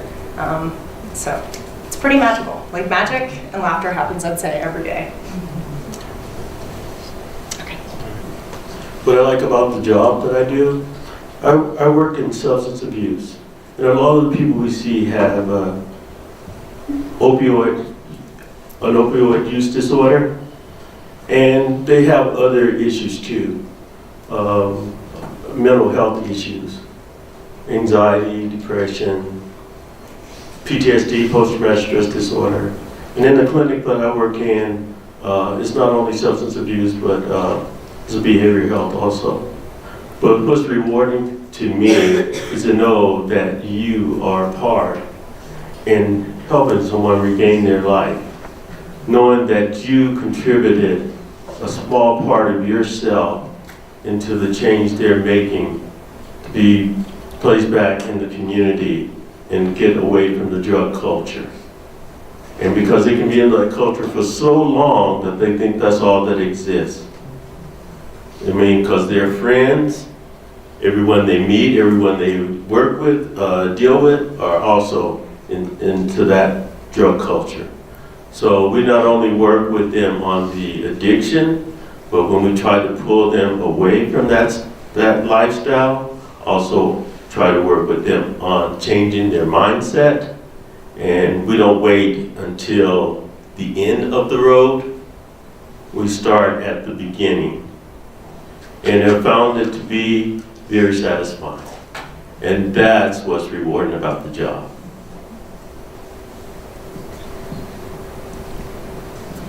So for me,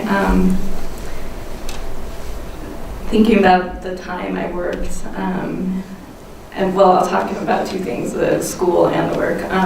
For me, the most rewarding part of the work is the connection you make with people. You know, no matter what they're going through, to be completely there with them so that they can talk with you and you're able to hold that for them and hold a little bit of hope for them, for me is very powerful. As far as the academic side, I love being in school. So, what I really love studying about is not only like the one-on-one kind of stuff you can do as a social worker, but also these more macro level changes that you can make. And kind of picking apart the systems in our society and, you know, our biases and organizational and kind of national level biases and things that lead to a lot of problems we have. And so once we're aware of these, we can start picking them apart and thinking about them and you know, being more open to change and moving forward. So for me, both sides, working with people and the academic and more, you know, studious side is really rewarding for me. Actually, can we pass the mic back down in that direction? I guess the biggest thing I get out of my job is there's no such thing as a routine day. You know, every day is a new challenge with every patient encounter. I could go from the morning coloring with a small child who has trauma to the afternoon treating a person who's floored to be psychotic and requiring high doses of medications. At the same time, the field of psychiatry is developing and learning new things about how the brain works every day. And I can incorporate, you know, the one-on-one individual interactions with my patients at the same time utilizing information that I know about the biochemistry of the brain, the functional neuroimaging that we're learning every day, and incorporate that to every patient encounter. So it's always something new and exciting every day when I come to work. For me, I would have to say, really what I like best about the work that I do is I'm in recovery from substance use disorder myself.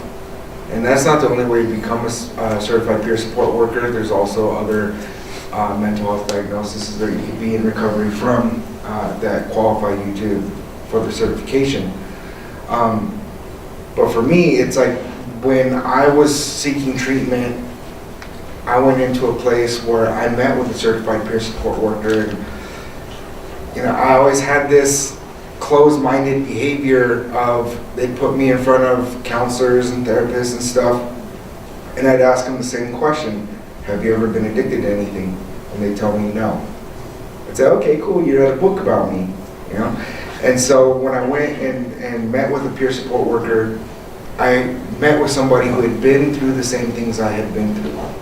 You know, and I know that there's a lot of negative stuff, especially on social media, about things like Narcan. You know, why are you gonna revive somebody that's choosing to do drugs? You know, but for me, you know, after surviving several overdoses and because of Narcan, I'm here today.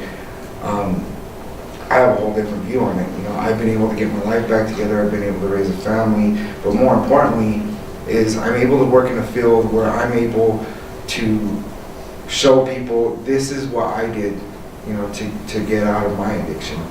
And I mean, it's just so rewarding when you see people, they come in and they're lost, they're homeless, they you know, they don't really know where to go, and all of a sudden the lights turn on and they end up with a job, they get back into school, they get their kids back, things like that. And I can't describe the feeling, you know, when you get to play a role in that and just seeing somebody get their life back. Somebody who believed that there's no way for me to get my life back.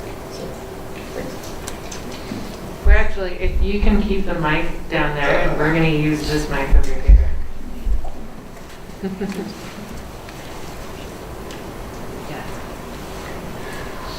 There are so many things I love about my job.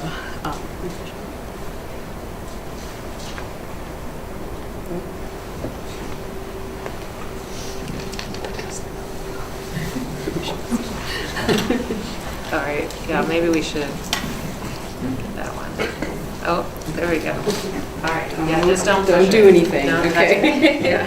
Okay, so yeah, there are many things that I love about my job working at All Faiths. Some of the things people already said, the connection that you get with people, watching the changes, watching the progress that's made over time. One of the really special things about where we work is that we work with every generation in the family. And so I really feel like we're addressing that generational trauma that's happening, that, you know, we're seeing in community after community, especially here in New Mexico. So I really love that I can be a part of that. I also love that I have a lot of freedom to be creative in my work. You know, if one of my kids really likes Ninja Turtles, that's what we're going to do today. We're going to work with Ninja Turtles and talk about their issues. So it's pretty freedom. You know. Yeah, everybody took all the good ones. But I think for myself, reflecting on what I love most is the age range with whom I work with, 16 to 27. Especially in the teen years, I believe that there's a lot of time of confusion, a lot of denial, a lot of resistance to mental health care, to substance and alcohol abuse resources. And so being able to break down all those barriers to make that connection with the youth that I work with has just been amazing for me. Every time that a youth that's very closed off to their parents, to other adults in their life, they're just very resistant to everybody, but when they allow me in and they allow me to work with them and handhold them to resources, that is just such a rewarding feeling. And not only that, but we grow such a close connection, and they allow themselves to trust me so much that they go out and they tell their peers, you know, this program is helping me change, and I believe that you can benefit from it too. So in essence, through the work that I do, I'm creating advocates for mental health services and for substance and alcohol abuse resources. So that to me is the best part.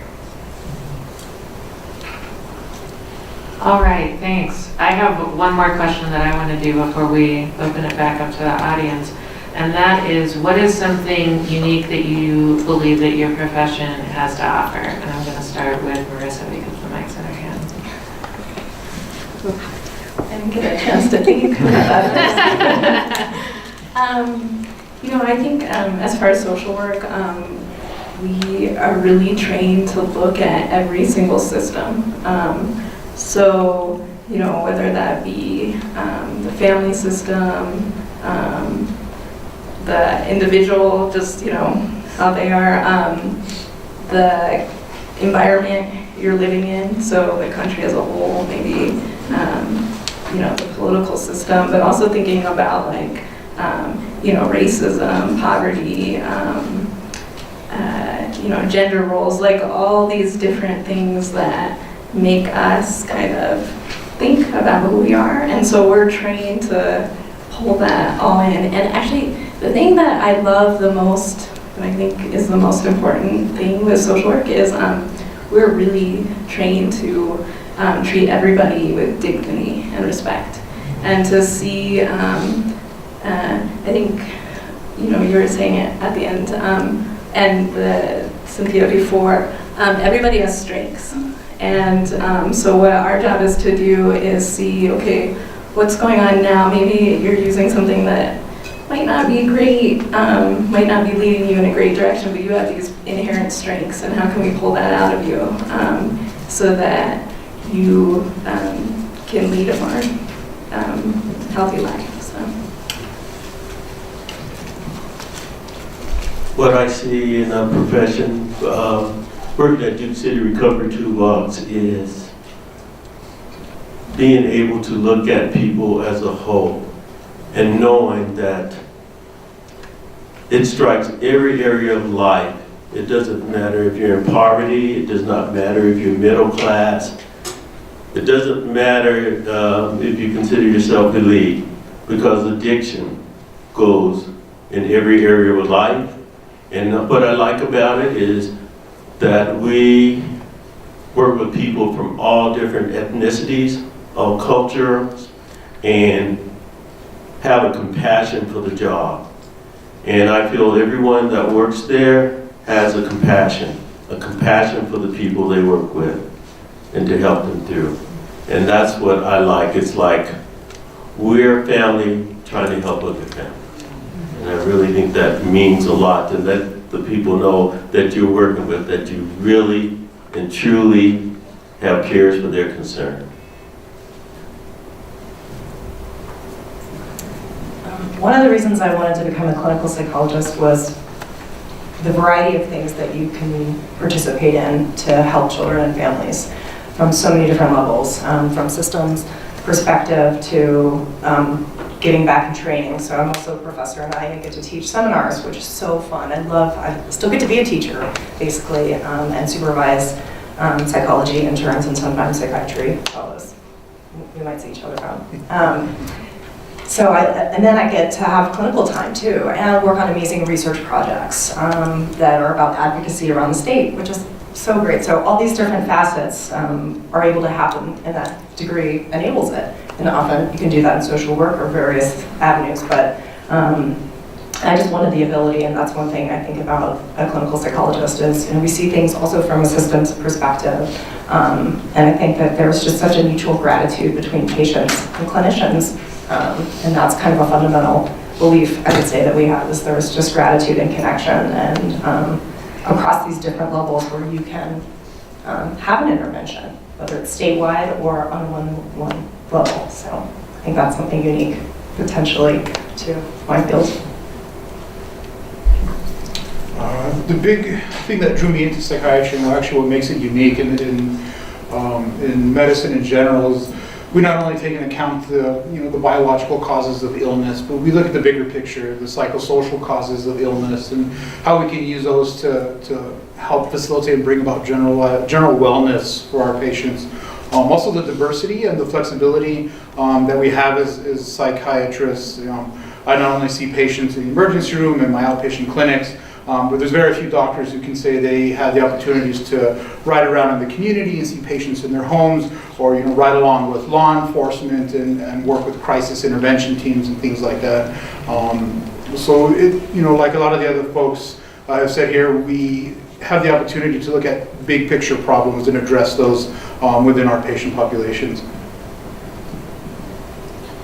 Something that I feel is unique about peer support is, you'll notice I'm the only one sitting here in a t-shirt. And I do this intentionally because people that come in with behavioral health or substance use disorders, they, like me, tend to be very intimidated, feel very less than, So With peer support, we have the opportunity to be more down on their level, and they're less intimidating, And I see people they come in for an intake and they're really nervous, and everybody says the same exact thing in the intake as, well, I haven't used anything today, I used yesterday. I mean, if they're like me, there was never a time where I'd go into an office and not use that day, right? And it's because they're scared, they don't want to admit to it, right? And so to see them just kind of get to this point where, we share with them our experience and what we've been through, and that we're like them. It's like you just see this big relief, the tension goes down, and then they start opening up more and sharing more. And, I mean, personally, and I wanted to touch on this because I didn't mean anything bad on the rest of the panel when I said, that you read a book about me, because it was later in my recovery that I started reaching for more help and gained more willingness, So I really think that, especially if there's a certified peer support worker on the staff, they can be the one to do the first initial contact, get the person comfortable, feeling safe. And, for me, like our behavioral health providers, I talk them up, and I let them know, like, they're super cool, they don't judge you, you'll really like them.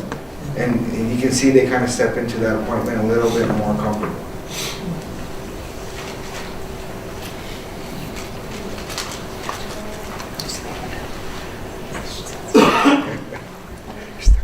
So what I think is unique about art therapy is a lot of things.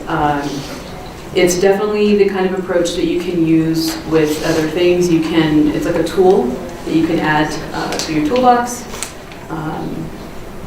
I know that the more and more research that I read about and that I hear about, it's showing that trauma really lives in our body and in our brains, that the nonverbal sort of centers in our brains. So when you give somebody, paint or clay or another way of accessing those things, it's not as threatening, and it's a lot of times it kind of breaks down and breaks through to reach them in a way that just talking can't always do. So that is really special, and it's fun.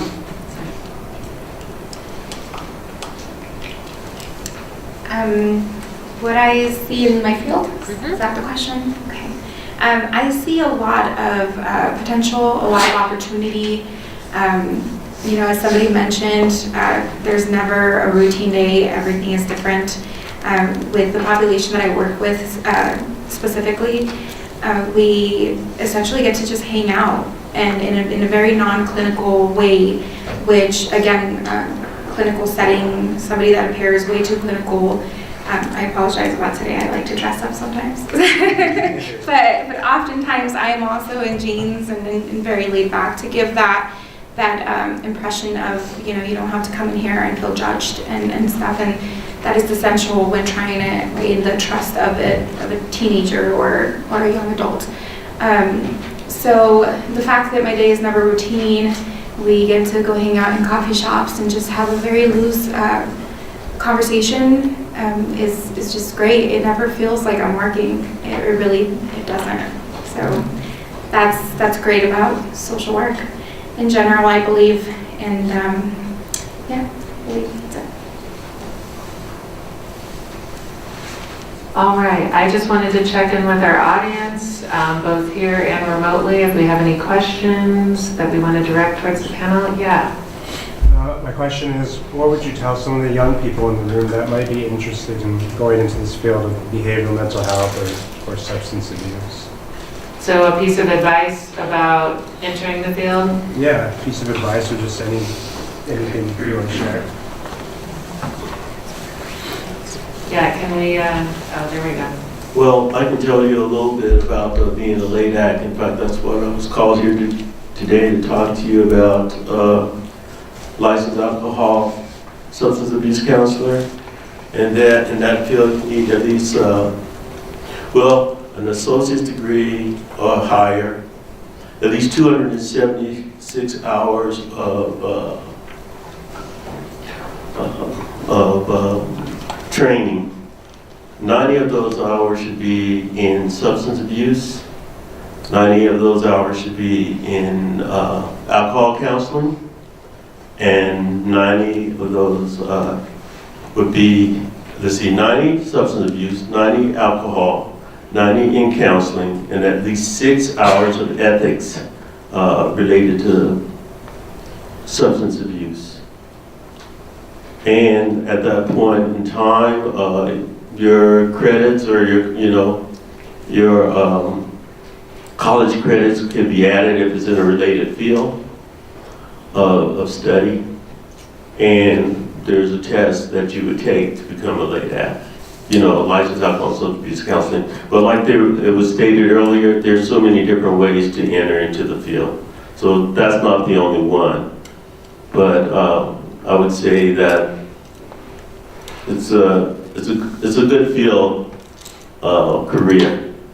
It really is, because it's nice to know that you're working to help someone else to achieve their goals. It looks like Josh has something. So I don't want this to be excluded to, if you're in recovery from mental health or substance use disorders. Because being a CPSW, I've had the opportunity to enter the field before school. How many people know of somebody with a degree that is not being able to use it because you need 5 years of experience to be able to get the job, right?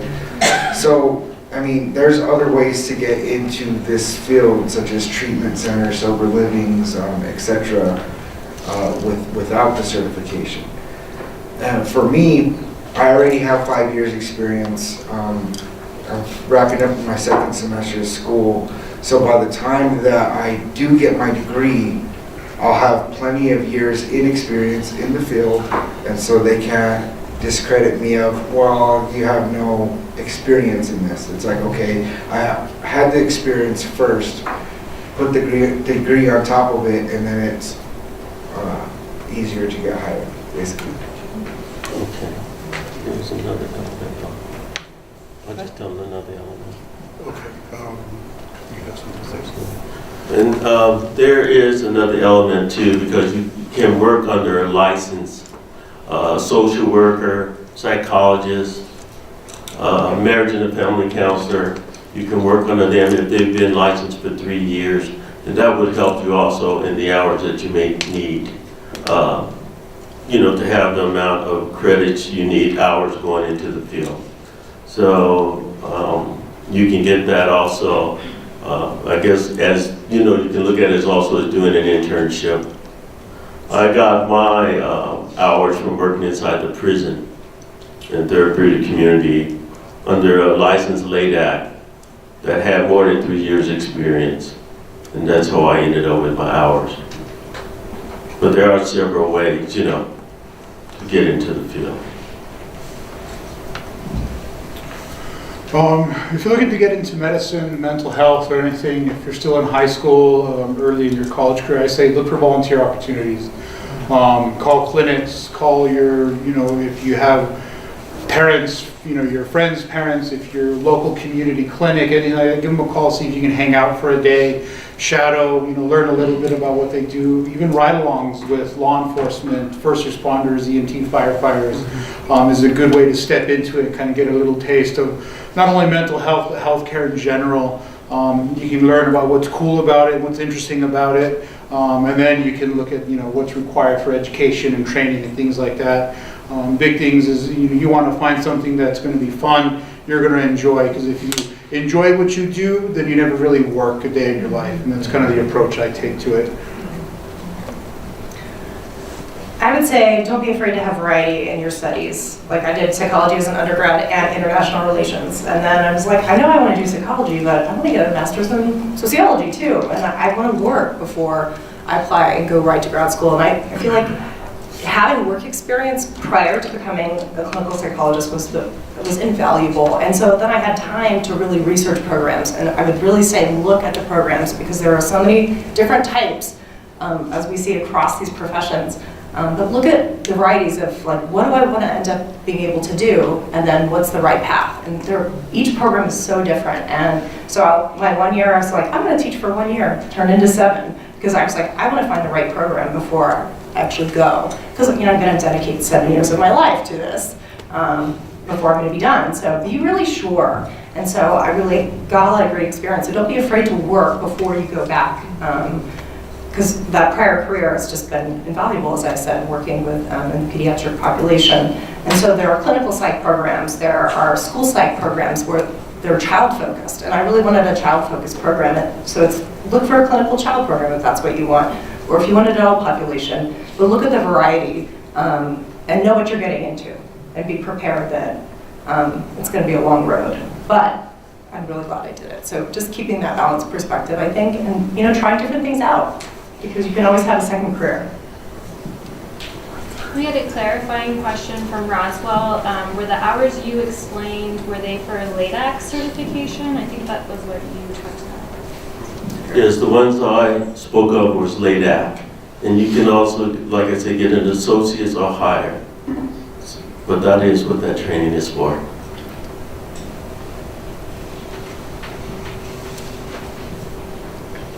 Yeah, did you have a piece of advice? Yeah, I'll just piggyback on what everybody said. I worked for, I took about 10 years between bachelor and master's, and it was the best thing I ever did. Yeah, if you have volunteer or can get in it somehow just to see really if it's for you. But I think, we've heard a lot, there's so much variety in this field that, yeah, it's never boring. You can work from birth basically till death, and you can do everything along the way. And so if there's one aspect of it that you don't like, you can try something else. And that's what I love about, that's what ultimately kind of brought me back to social work. So. Yeah, I can relate to the gentleman in the end. I too have the privilege of landing a job in the fields far before I even knew that I wanted to pursue a career in it. My degree is in criminology. I really wanted to be a cop. But throughout the years in doing this work and seeing the rewards and seeing the variety of work and the non-routine days and making such a big impact in people's lives, not to say that police officers don't do the same, but I feel like I found my passion, or my passion found me. So now my graduate program is in social work because, I get to continue work with the population that I'm working with, or, like this young lady stated, I could change. I could work with a younger population or an older population. There's just such a huge variety. And a message that I would deliver to any young adults that are considering this field is, if there was ever a point in your life where you needed someone and you couldn't find that connection with anybody in your family or in your peer group, be the person that you wish you had at that time in your life, regardless of what it was that you were experiencing. This field really allows you to be that person, and I wish that I could have been there for me, who I am now, back when I needed someone like me. So that says a lot. So. I think my best advice for a person who was considering the field is to find a mentor. I've been very fortunate to have several mentors throughout my career, and they can really guide you through licensing, through finding a good internship or finding work, and then, just exposing you to a variety of things and sort of helping you prevent some of the mistakes that can be made when it comes to getting your final licensing established. So. All right, thanks. We have time for one more question.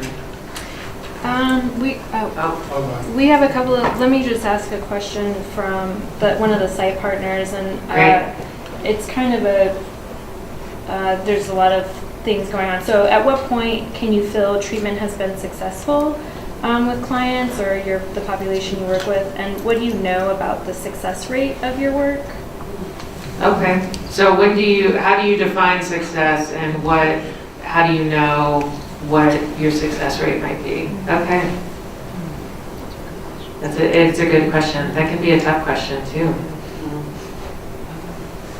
Well, so in my work, we establish a treatment plan with the family and the child, if it's a child we're working with, and we have specific goals. You know, what are their strengths? What are the areas that they need to work on or want to work on and improve on? And then we actually have 90-day increments where we go back and reevaluate each of those goals. And that's kind of how we measure success in a very insurance-friendly kind of way. Other successes are just, you know, you can see the change in people and you can sort of check in with them and see where they're at. And the way I do it, I think the success and the finishing of treatment is sort of decided on by both parties or everybody that I'm working with, including myself. So it's a more of a collaborative way of viewing success.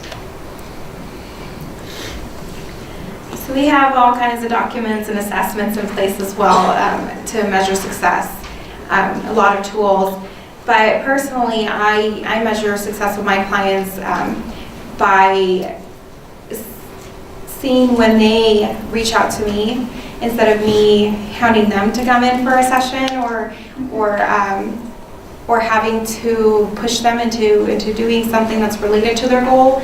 So yes, we have a lot of ways to measure it, but I think that when somebody can serve themselves and somebody can be self-sufficient and just kind of weaning off of the services that they're involved in, you know, when they can say, well, I already made that doctor's appointment without your help, or I've already done this without you, and that to me is a better measurement of success because, you know, it shows that they are becoming independent of me.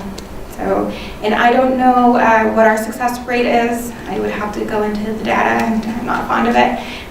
But I know that in this field, there's a lot of people that don't complete their programs. There's a lot of people that stop calling, stop showing up.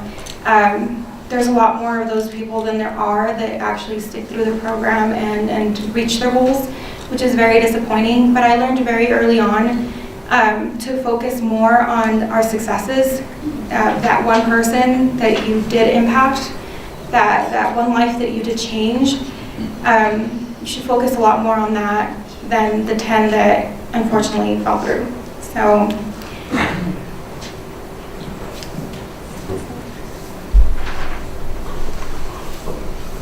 Success, as far as I see it, that depends on what you consider to be successful. All of us have different ideologies on what success is.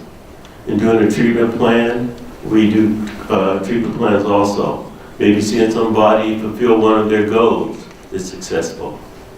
Maybe seeing someone that was opioid addicted and being able to overcome that addiction or work through it is successful. Success is measured in so many different ways. What's successful to me may not be successful to you. Some of their accomplishments may be restoring family ties. And they may have a list of interventions, but I look at success if we can accomplish one of those things or two of those things, and they feel good about themselves, then that's success. So I can't say that base success on the whole thing, because every one of us in here have an ideology as what we look at as successful. Some of us look at finishing high school as very successful. Some of us look at finishing college as successful. So I don't know how you can really measure the success, but we look at the achievements. And I say, if that makes the person feel good about themselves, that they've done one thing that they're proud of, then that's success.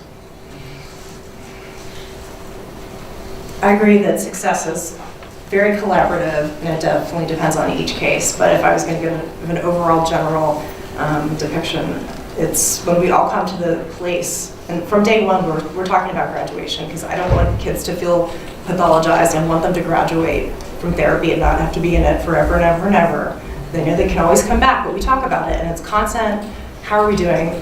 Reevaluating goals, And when the system starts to feel that there's a difference, that means caregivers, and I'm noticing a difference in engagement, and they're feeling better, we get to a point where we start to talk about, are we ready to graduate? Do you feel like you have the skills to try this independently? You can always come back. We can do tune-ups. We can have booster sessions. But do you feel like you can, as a family and as an individual, use your therapist tools? And I say, I'm training you to be your own therapist. And they're like, but I need you. And then when they're like, yeah, I got this. This is what I did. When they're automatically giving me what I would say, I'm like, okay, so we need to talk about this. And they know they can always come back. And I do have kids come back when they go through rough patches. But I think it's really gratifying when they get their little graduation from therapy. Because you can always come back, but you've learned this and you can do this. It sends a really powerful message to kids. So I don't know what the success rate is either. Let's just go with 100, right? Yeah, I want to echo what's been said multiple times here. Success means different things to different people. As a physician, we always have insurance companies, Medicare, Medicaid, giving us all these health outcomes and this and that we have to achieve. But personally, professionally, I think success for me and my patients is someone who can take their medication every day. Helping someone achieve a level of functionality that feels normal to them, whatever that may mean. So it's very individualized, and we take small victories, whatever they may mean. In regards to the big numbers, I'm sure you can Google those from the insurance companies, Medicare, Medicaid, things like that. But it's always about personal success stories that's important to me. The only ones who are not successful are those who die from substance use disorder, period. I had a counselor in drug court. She deemed me as one of her unsuccessful because I got kicked out of that program by being charged with 16 felonies. It was pretty awesome to see her face when I walked in and said, hey, guess what? I'm working at a treatment center. She was just like, so, it's been said over and over that success is measured in a bunch of different ways, but for me, even those who it doesn't feel like you're making any progress with them or they're not being successful, they're getting a seed planted inside them. And I remember when that seed was planted for me, and it didn't, just burst out of the soil right away, but it took some time and it grew and it grew and it grew. So you really never know what kind of way you're able to touch a person or what kind of success will happen for them later down the road. I think that is a wonderful note to end on. So I just want to thank all of the panelists for your time today. And we're going to transition over to doing the raffle now. But if everyone can give a round of applause for this.